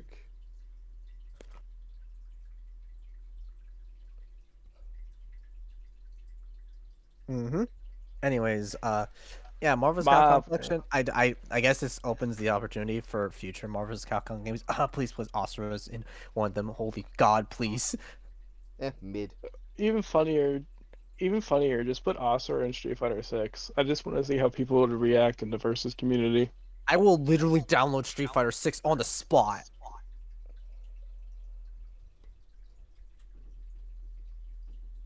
I think it is really funny. So I'm not sure if we ever talked about this. Please put like a classic Mega Man character in. I think that'd be pretty fucking cool. Yeah, classic Mega Man too. More, you know, I love the X era to death. Maybe don't give us X, Sigma, and Zero. Maybe that's a bit too much. Maybe at least make it like Zero era Zero, so you're representing more than one part of the franchise. You know, an idea. The classic Mega Man character. They just add Cutman. That would be kind of goated though. I think what would be goated is if it would have like, I think it would be like, man, it's just they like, should put in Elecman and Electro, both of them in the game. That would go so hard. And Cole McGrath so that he can be in another Street Fighter game. They should just like get the license to put Superman in and just see how people react. Just make it like Marvel and DC versus Capcom and Sony. No, just only one DC character. I know if they did that, it would be Harley Quinn, but like make it Superman because that'd be really funny. Listen, what I would give is to just get Cole in another Street Fighter game just to see what would happen. Just to see what would happen. I would actually start to be good at Street Fighter. That's not true. And by that, you would just spam the Shoryuken input. Yeah, I would. I mean, the most exposure I had to like playing Street Fighter was like Street Fighter 4 on like I think like on a handheld device or something. I have no idea how I played it. All right, so like they were talking about, and and this is a real deep cut. Playing like this King of Fighters slash Street Fighter crossover game on whitegames.com. Whenever when they just straight up put Ryu in a Family Guy versus American Dad Flash game, like it's Street Fighter 2 sprite and everything. Yeah. That was an official Flash game, by the way, so Ryu was canonically in Family I know, Guy. That's on the Crossover Kings list to look at. Oh. It's just there. Oh boy. People are going to be so disappointed to find out that there's no arcade mode, so there's no canonical victory there. Damn. I gotta bring it up. But so the funny thing about that game is that when you win the first round, you do a fatality. In the second round, the character performs a harakiri. I think Ryu is exempt from both. What I think is amusing is that Mega Man vs. Street Fighter is official, more or less now. So it was a fan game, and Capcom was like, "That's a nice idea." And they were like, "Now this is official." So now Mega Man gets like a ton of W's, and Ryu can just eat shit. Ryu eating shit is just kind of a. I know this is probably one spoiler thing, but as someone who has observed Ryu crossovers, him eating shit is his bread and butter. Kengan Asura, Fortnite, probably Sonic. I'll have to double check. This is just kind of what Ryu does. He's a wandering warrior. He wants a good fight, but then he gets one, and he's not built for it.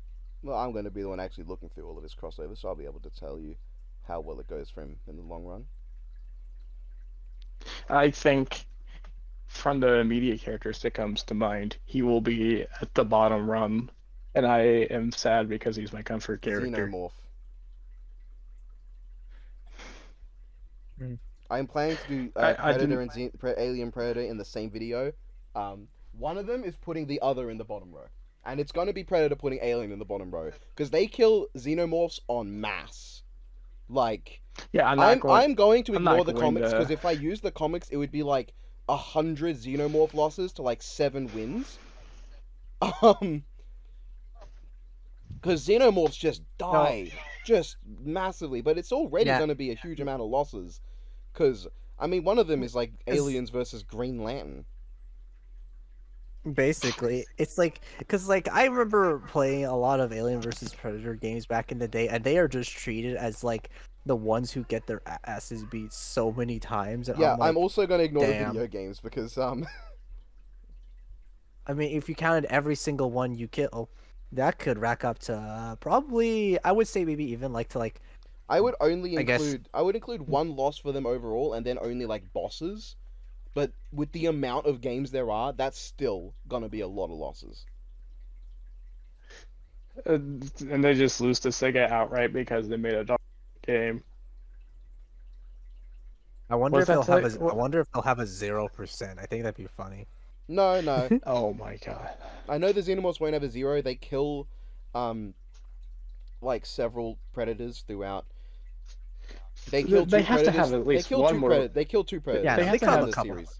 They have to have like one more combat. They kill one, right? Celtic and. Oh god, I've forgotten his name. Another Yautja in the first film. It's right, yeah, Celtic right, yeah. Star. They get their own arcade wins too. John Yautja? No. Like, listen. Would John Yautja be able to take on a Xenomorph? Yes. Not well, but... Yes. I think it's Chopper. It's Celtic and Chopper both get killed in the first film, and then there's a draw between Scar and the Xenomorph Queen, and then in the second film, the Predalien Praetorian kills Wolf, or it's a draw.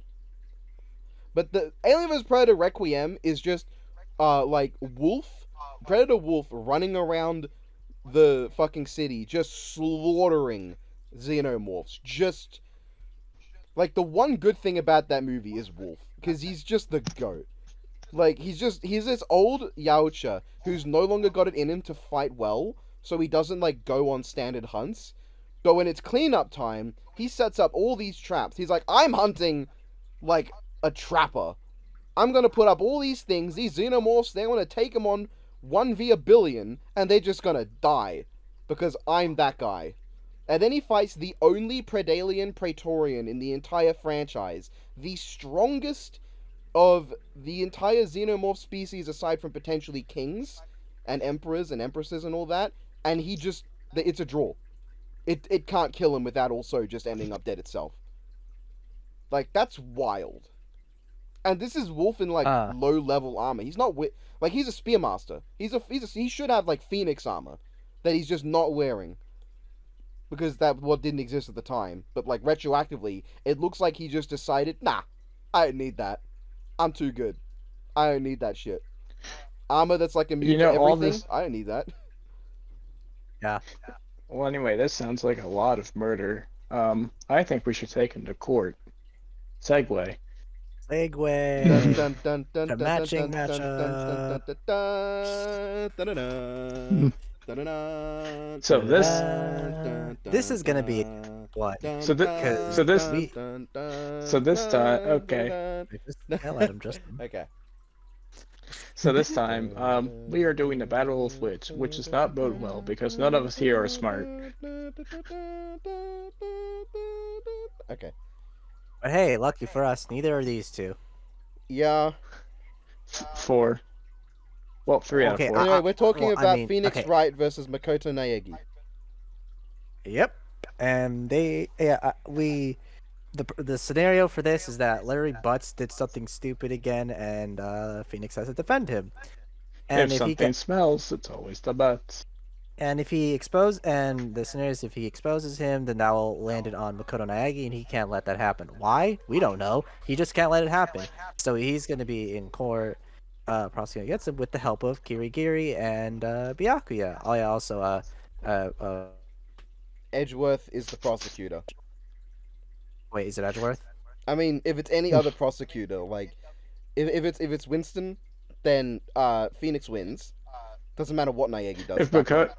If it's Von Karma, then frankly, that's going to be kind of insane. But also, this requires it being like an early Phoenix instead of like Phoenix at his best. If it's Francesca, she's going to find a way to lose. If it's Godot, I mean, he has a 0-3 or 0-4 win-loss ratio.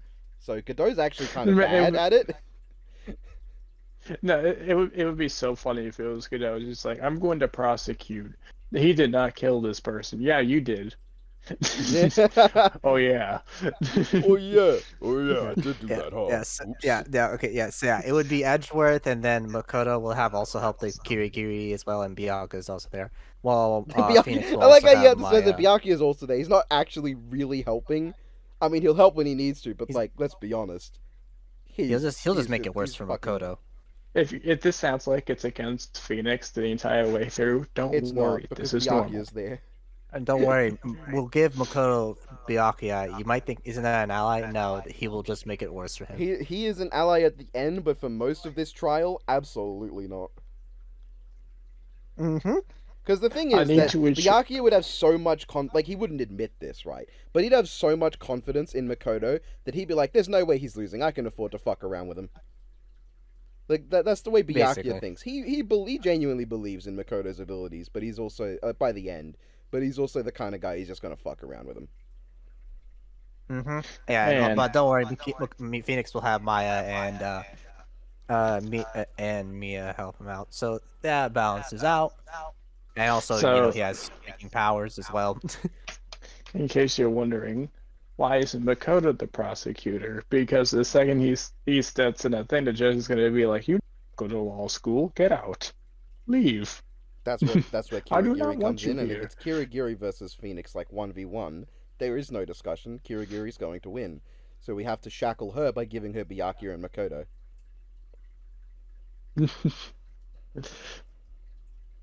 Maya is a shackle until she doesn't want to be. It's like that one Parasite gift. She just decides to lock in and Mia shows up. She doesn't lock in, Mia locks in. Maya unplugs the router.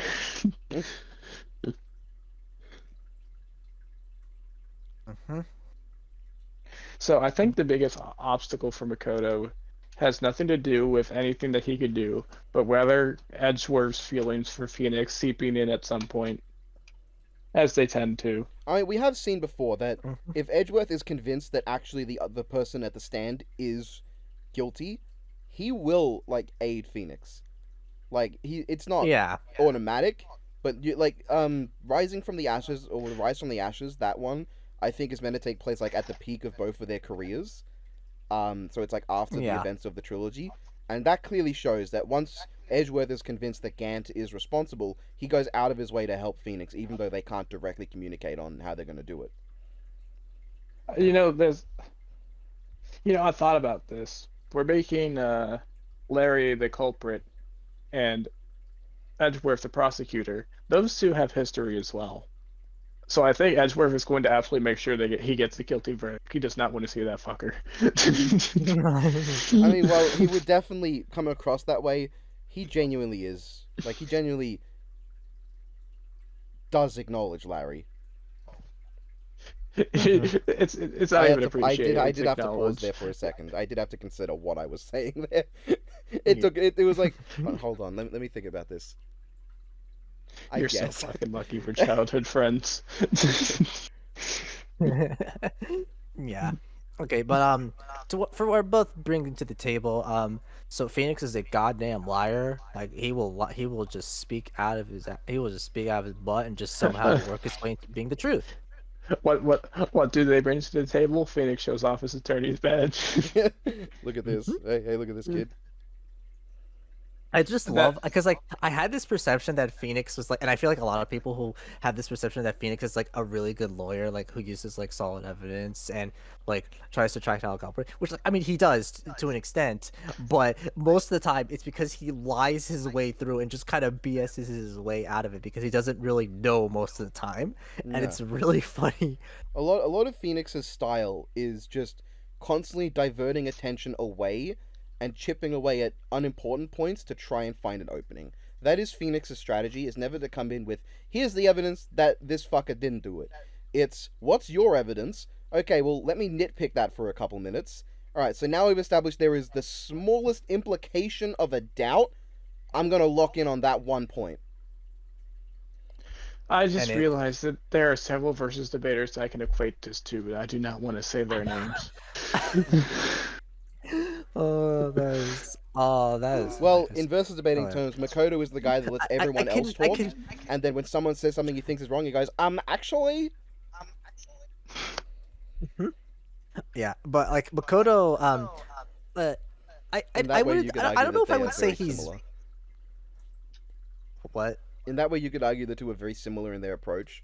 They never know anything. They have the bits of evidence, and they will just let others like talk and find small problems with what they say. The difference is that Makoto was always going in to try and find the truth, while Phoenix is just going in to try and make sure he doesn't get that guilty verdict. Alright, so important question. Is this taking place during the night of Christmas Eve? There is no Christmas anymore in Danganronpa. Santa's dead. Yeah. I see, as an outsider, what's funny? I can't tell if you're being serious or not. Yeah, I could say anything that you wouldn't know if it's true. Like, I could tell you that Junko Enoshima conquered the world through the usage of dank memes, and you wouldn't know if that's true or not. Well, I know that one's not true. She died.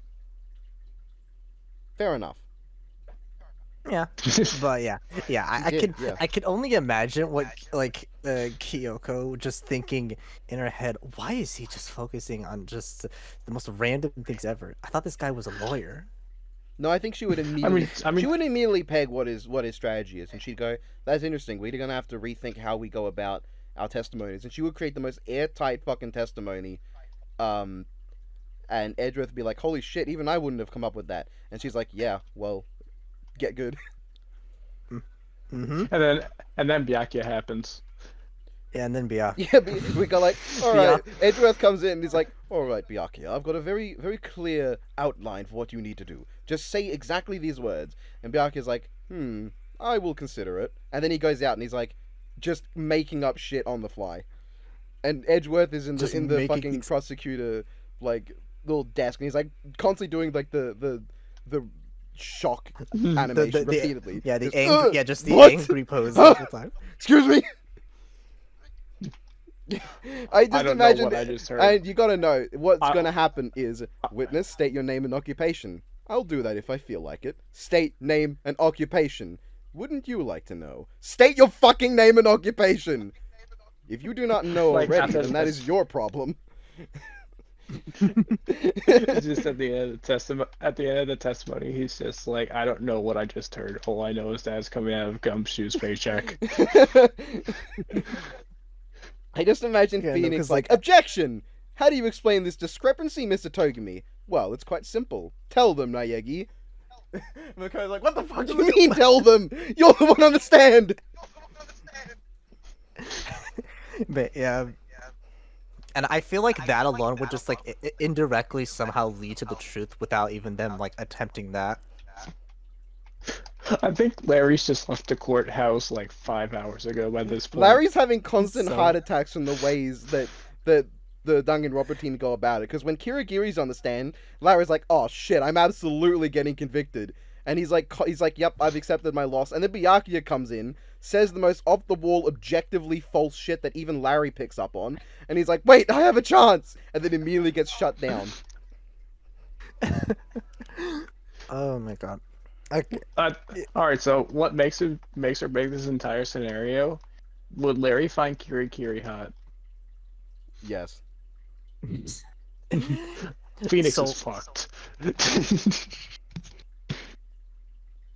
No, see, Larry would say, Larry would try to, but then Kyoko would just basically just tell him, shut it, and basically would just use his emotions to her advantage to say like, if we want to find the truth, just do this and that. It's like, okay. At least until Larry goes, I can only imagine how beautiful your hands must be under those gloves, and Kyoko just fucking glares at him and he just dies. Okay. God, man. I know there's like a fan game, by the way, that I haven't finished yet.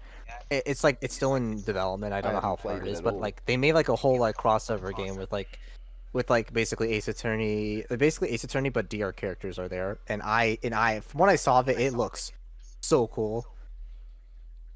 I need to finish that actually. Man, it's gonna be really funny.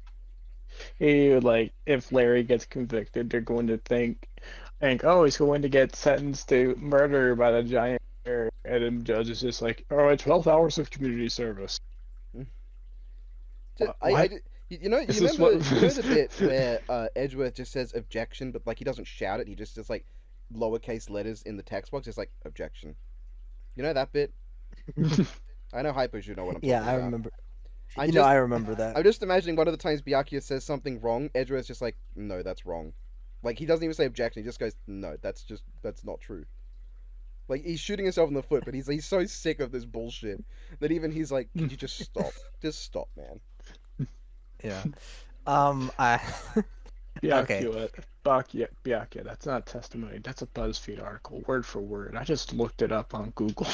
Now that you think about it, it makes perfect sense that Edgeworth would be the prosecutor, because he is the current best prosecutor acting. If Togumi's gonna get a prosecutor to pin it on, or to put it on Larry, he's gonna get the best. And he's gonna be able to afford Edgeworth.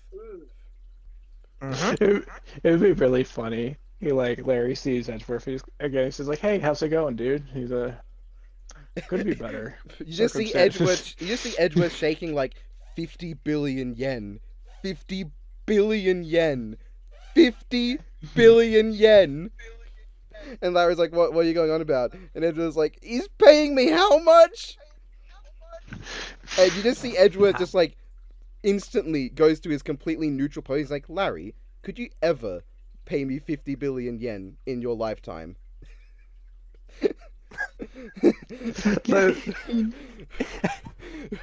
Wow, I'm so proud of you, sir. You're not seeing a single penny of it. You know what's really funny? If Byakuya at the end of this, no matter who got deemed guilty, just paid out the judge. Like, anyway, Yeah, there you go. I paid you off. You're free now.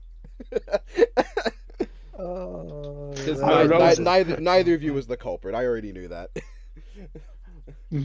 The culprit was John Broomhand in the back, the ultimate fucking toilet scrubber. Yeah. This wasn't even a murder trial.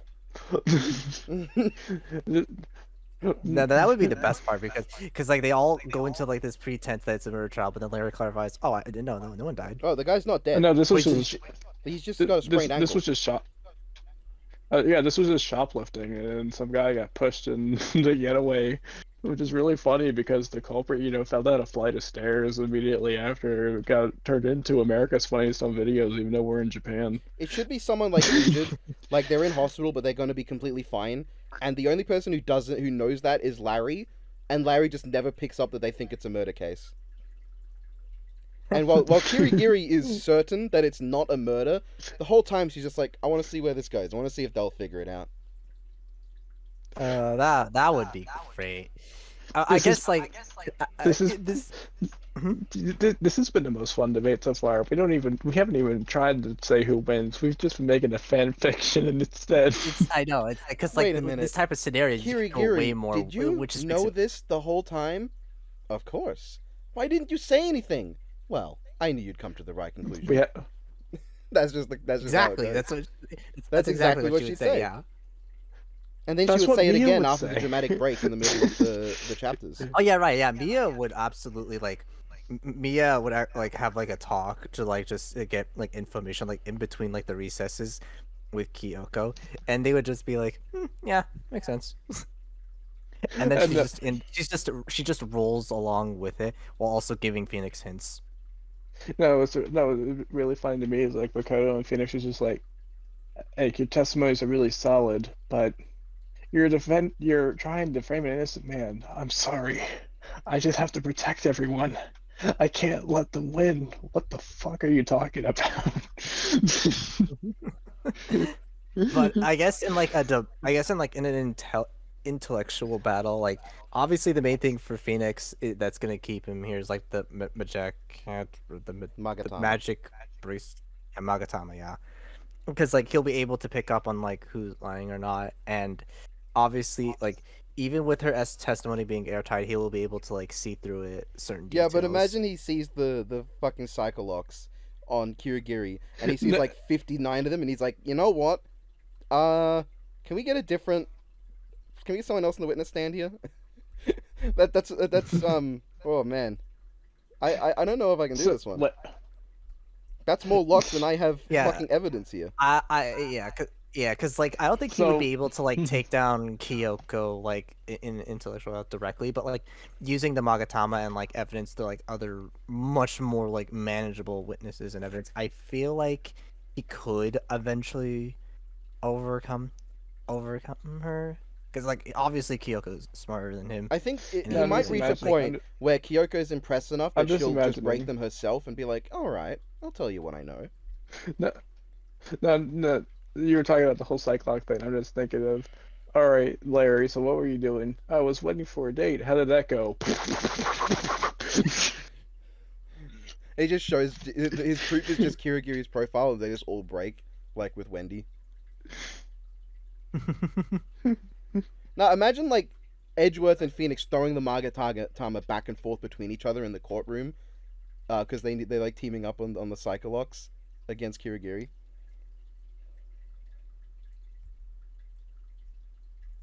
Yeah, I think that'd be cool. I think that'd be really cool for gameplay. Is you get it if it was a game, right? You get in that moment to play both of them with their different sets of evidence, and you can switch between them to choose who's going after what evidence, what lock with what evidence. I think the funniest and most canonical way this ends is that Maya herself figures out everything, but no one pays attention to her. Yeah, and the only hint you get is Kirigiri. It just cuts to Kirigiri with a smile when Maya says all that, and then it just cuts back, and then she's like, "What? Did no one pay attention? What? Okay, you brought this on yourself." It's just sees the smile, and Phoenix is like, "Wow, Maya made a friend."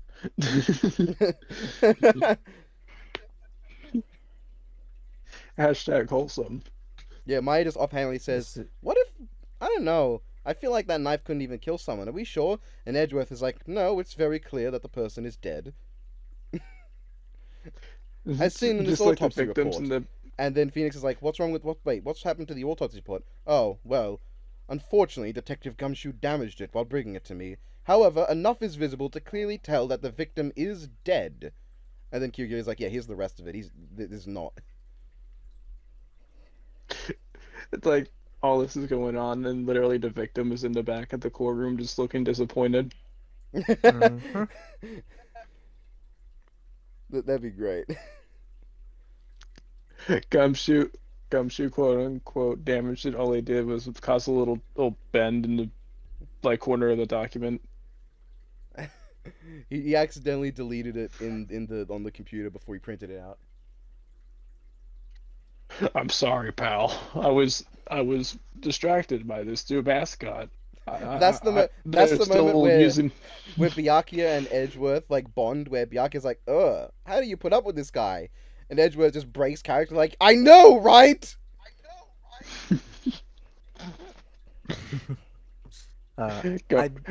Gumshoe says, "I'm trying my best, pal." Byakuya just offers to give the police department money to hire more competent people, and Edgeworth is like, "Don't tempt me." Wow, that's really hurtful, pal. I've done so much for this company. Yeah, that's the problem. Doing a lot of things just means doing more things that are bad as well. I brought case-changing evidence and autopsy reports. I collect stuff. I've been collecting evidence. Detective, I have spent so many years in law school for this. No, go back. What did you do with the evidence? Excuse me? I gave you the evidence, Mr. Edgeworth, sir. I don't know what you're talking about. You gave me an envelope just titled evidence, and inside was just a bit of letter, just a bit of paper with the word proof written on it. And you wrote it with a U. Show me that letter. This is how Phoenix... and then just pulls out scissors and literally just cuts it. That's gonna be your salary. I'm killing myself, Edgeworth. Makoto's gonna support Gumshoe. No, he's like, you're doing your best. I just had a really fucked up thought. It's just like, when we get to the breaking point, he's just like, "I'm killing myself, Edgeworth," and Edgeworth is just like, "Well, that's an open and shut case, not my problem." Have fun. I mean, given the franchises, I'm surprised we haven't made much more dark jokes yet. I mean, Hyper and I have to hold back because you are like a noob. Yeah, you. Yeah. And that's only half your fault. I did see that trailer for the Ace Attorney Danganronpa thing, but I know that they're gonna include other characters later in the series with 2 and V3 as well, and I am just gonna be fascinated with how characters like Nagato or Kokichi act with the Ace Attorney cast. No, alright, this has nothing to do with Makoto anymore, but now I'm just thinking I call my next witness, who is clearly innocent, Edgeworth. Her name's Genocide Jack. Yes. The Genocide. What? Jack. Honest to God, I'm pretty sure that's on a birth certificate or something. Who gave you that birth certificate, Gumshoe? It's not actually on a birth certificate. That's just the name that she decided to give herself. Yeah, Genocide Show doesn't have a birth certificate. Not anymore, Gumshoe. I tried. Gumshoe can't find a birth certificate when Edgeworth is asking for it, so he just makes one up and thinks that's good enough, and Edgeworth is like, "You fucking... I don't..." I have traveled the world, and I have learnt 57 languages, and not a single one of them has a word to describe half of how stupid you are. Do they have any words to describe how expensive that Crayola was? Phoenix, you take over. I don't want anything to do with this. Nuh-uh. Come on, Phoenix, you gotta give him a hand. He works really hard on that certificate, Maya. That's forged evidence. I would never use that. I refuse to use this. Well, why is your face red all of a sudden, Phoenix? We could go. We could actually just keep doing this for so long, but I think we should probably wrap it up. Well, I mean, in terms of like who wins, I think obviously like the who question wins? is, Professor Layton. Is this like a court case like in real life or within the world of Ace Attorney? If it's real life, everyone loses. Okay, real life would be kind of silly, and obviously, I don't want to do it in the style of DR. I feel like Phoenix's court, in Phoenix's courtroom style would be great, but also sort of. No, there is no also. I just think it just in the Phoenix courtroom style. If this was a real court case, it would be the most entertaining episode of Judge Judy to date. Yeah. And for Kiri, and basically the main obstacle is if Phoenix can get past Kyoko, because I am thinking back and well, obviously Phoenix has like been kind of like outmatched in intelligence. He just kind of get by through the use of like finding just like the right piece of evidence or his magic from revealing the thing he needs to focus on, even when his opponent might be more craftier. I think the problem is I guess it could see Phoenix. That the psycholocks also depend on the intelligence of the person that's like got them, and the issue therein will be that like because like Kirigiri is on a level that no one in Ace Attorney, to my knowledge, has ever matched, and because like, actually. There is one, but it actually doesn't really. I actually think it feels like I don't want to go into much, but I feel like it actually would go more into favor of Kyoko. To be honest, the more I think about it. Here's the thing: there is like a book where Kyoko comes, and this is I have to thank Imaginary Access for reminding me of this because this completely escaped my mind. Not that I talk with him. There is like a part in the book where Kyoko comes across like one of the most brilliant minds on the planet. And she looks at his work, and her reaction is just, what is this shit? That's rubbish. And just, like, completely solves everything. Like, on a glance. Before, like, one of the top detectives on the planet can do anything. So no, that's the level that never mind. I think Makoto would definitely win with the help of Kyoko. It does to an extent depend on what the scenario really is. Like, if the victim, or if the culprit is neither Makoto nor Larry, which, let's be honest, is the most realistic scenario here, then Kyoko will figure it out, but it is also very within Kyoko's character to see if the others can figure it out, because she knows at any point she can just reveal the damning evidence and be like, nah, here it is. To the point where you can argue the winner is not literally who solves in the end, because that's Kyoko, but the winner is which of Makoto and Phoenix gets closer to the truth. I guess to an extent, would that also be like with Mia as well? Because like, doesn't she like almost figure it out completely as well with like some cases? It is possible Mia could as well. I know that Kyoko will. I think it's possible Mia would figure out things pretty quickly. I went through the trilogy recently. Mia is just as lost. She's just better at hiding it. Yeah, but Mia will figure it out. She will figure it out before Phoenix or anyone else. She will after Kyoko figures it out on a glance. Mia is probably the next one to realize it. No. You guys keep saying that Mia would get through, right? But every time Phoenix is just like, "Did you really believe me that entire time?" No, I thought we were fucked. Oh yeah, yeah. Like she's not gonna have confidence in it, but the next character to figure it out will be Mia. It's not going to be anyone else, because she is the next biggest brain in the room. It's just that a matter of, like, if Kirigiri is, like, a 10 in brain power, Mia is, like, a 2, and then everyone else is, like, a 1. And Larry, he's not even on the board. Yeah. Like, and Gumshoe, and Gumshoe. Yeah, and Gumshoe. End of statement. I guess in that scenario, who would probably come to the conclusion first? And I feel like it would be Phoenix. I think at that point it'll depend. Here's my hypothetical.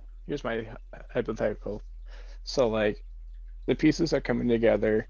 Edgeworth has left the courtroom because of Byakuya. Hurt feelings. Everything is going to be really tense. And then you hear, this reminds me of a puzzle. And then Professor Layton wins.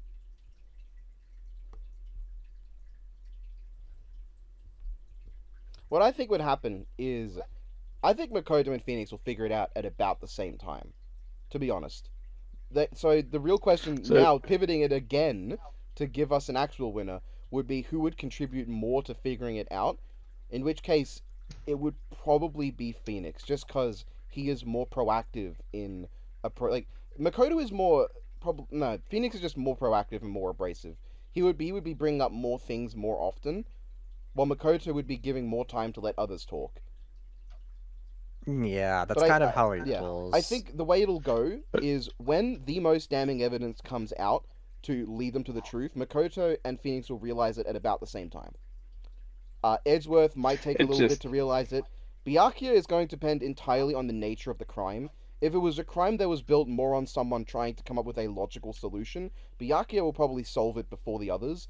But if it was a crime that was, like, performed solely out of, like, emotional, irrational choices, then Byakuya isn't likely to figure it out immediately. And Larry has already written his 13 reasons. Yeah, Larry's screwed. And Mia, again, with Mia, it's going to also depend on how the pieces fall. But she's also absolutely the kind of person to, if she does figure it out, she's just going to be like, no, well, go on, Phoenix, try again. Phoenix is also more likely to, like, give up than Makoto. Until someone pep talks him. It's not nearly as often a life or death scenario for him, so that makes sense. It's just like, this is it. Okay, this is my but like career as a lawyer. It's all over. You don't know the context for this, but Makoto didn't even give up in the last trial of Trigger Happy Havoc. So let's just say he's got a little more willpower than Phoenix, I think, to really push on. Even if he doesn't know, he still has, like, the more will. He still has, like, the more will to keep going. So yeah, I guess that's why, like, kind of depend on the probably the character who best embodies the ultimate hope talent is Makoto. Like, I know technically that talent belongs to Kamakura, but hell nah, man. I think it's not that Phoenix doesn't have the willpower. It's just that he's more of a realist. He's less optimistic. He's less, like, openly, this will go well. He's a lot more like, oh, fuck, we are absolutely screwed. Makoto is like, I think at that point, that's when Makoto has a chance to take the advantage over Phoenix, because while Phoenix is going to likely have a rut at some point, because we're going to assume this is a pretty damn complex case, Makoto is the one who's going to take over and start really trying to put in an effort while people are talking. Again, a problem Makoto will have, though, is that Makoto is used to large amounts of people talking over one another, and giving him a lot of opportunities to find a problem that he can blast at, while Phoenix is more used to, like, just a one-on-one conversation. That's such a weird way to put it, but, like, he's used to just talking, and he's like, alright, have a go, and he'll listen to what someone has to say, think about it, and bring it up. In which case, you could argue that Makoto is quicker on the draw, because Phoenix, like, does think about things. He does let people, finish what they're saying, while Makoto, it is completely plausible for him to blast someone before they even, like, have a chance to finish their sentence. But I do still think Phoenix... Makoto interrupts them. Phoenix goes back in time and picks apart their testimony. That's how it works. I haven't watched the anime. I'm sure the anime, like, properly shows how it's supposed to work. But using the game, the way it comes off is more that, like, Phoenix will listen, and then there'll be a cross-examination. He'll be like, can you repeat that? Can you repeat what you said quickly? And then he'll be like, now hold on a second. Or maybe he's, like, looking through the record, like, what's written in the court record, more or less, of, like, what they said, and he's like having a read through while everyone else is thinking. Like, now hold on. I watched the anime. It's basically like the first point where he just listens. Like he either picks up on the statement immediately or like has them repeat a statement again, basically. Yeah, in that regard, Makoto will be firing quicker than Phoenix, but it's also completely in the character for Makoto to like not shoot as often, because he will like fire at like one claim in one long spiel, while Phoenix will rapid fire on like multiple points and constantly press. He might just not give Makoto the chance to like intervene. He's just like objection, and Phoenix is just like objection, it's fired. Yeah, ultimately I would cite Phoenix. Yeah, I do think from the point of view of who's going to contribute more to solving this case, top is obviously Kirigiri, then probably Phoenix, then Makoto, then Edgeworth. Byakuya can kind of go anywhere below Kirigiri, depending on the nature of the case. Then Gumshoe and Butts didn't even figure out the first sentence. They didn't even realize who the fucking victim was. Basically. And the judge was paid off.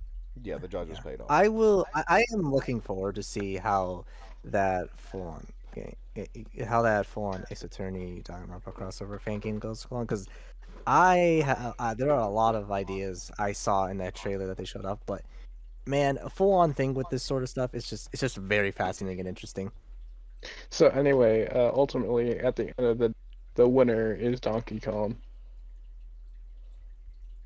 Will this end like Toriko versus Donkey Kong? Find out next time on Crossover Catchup. Yummy. Like the video.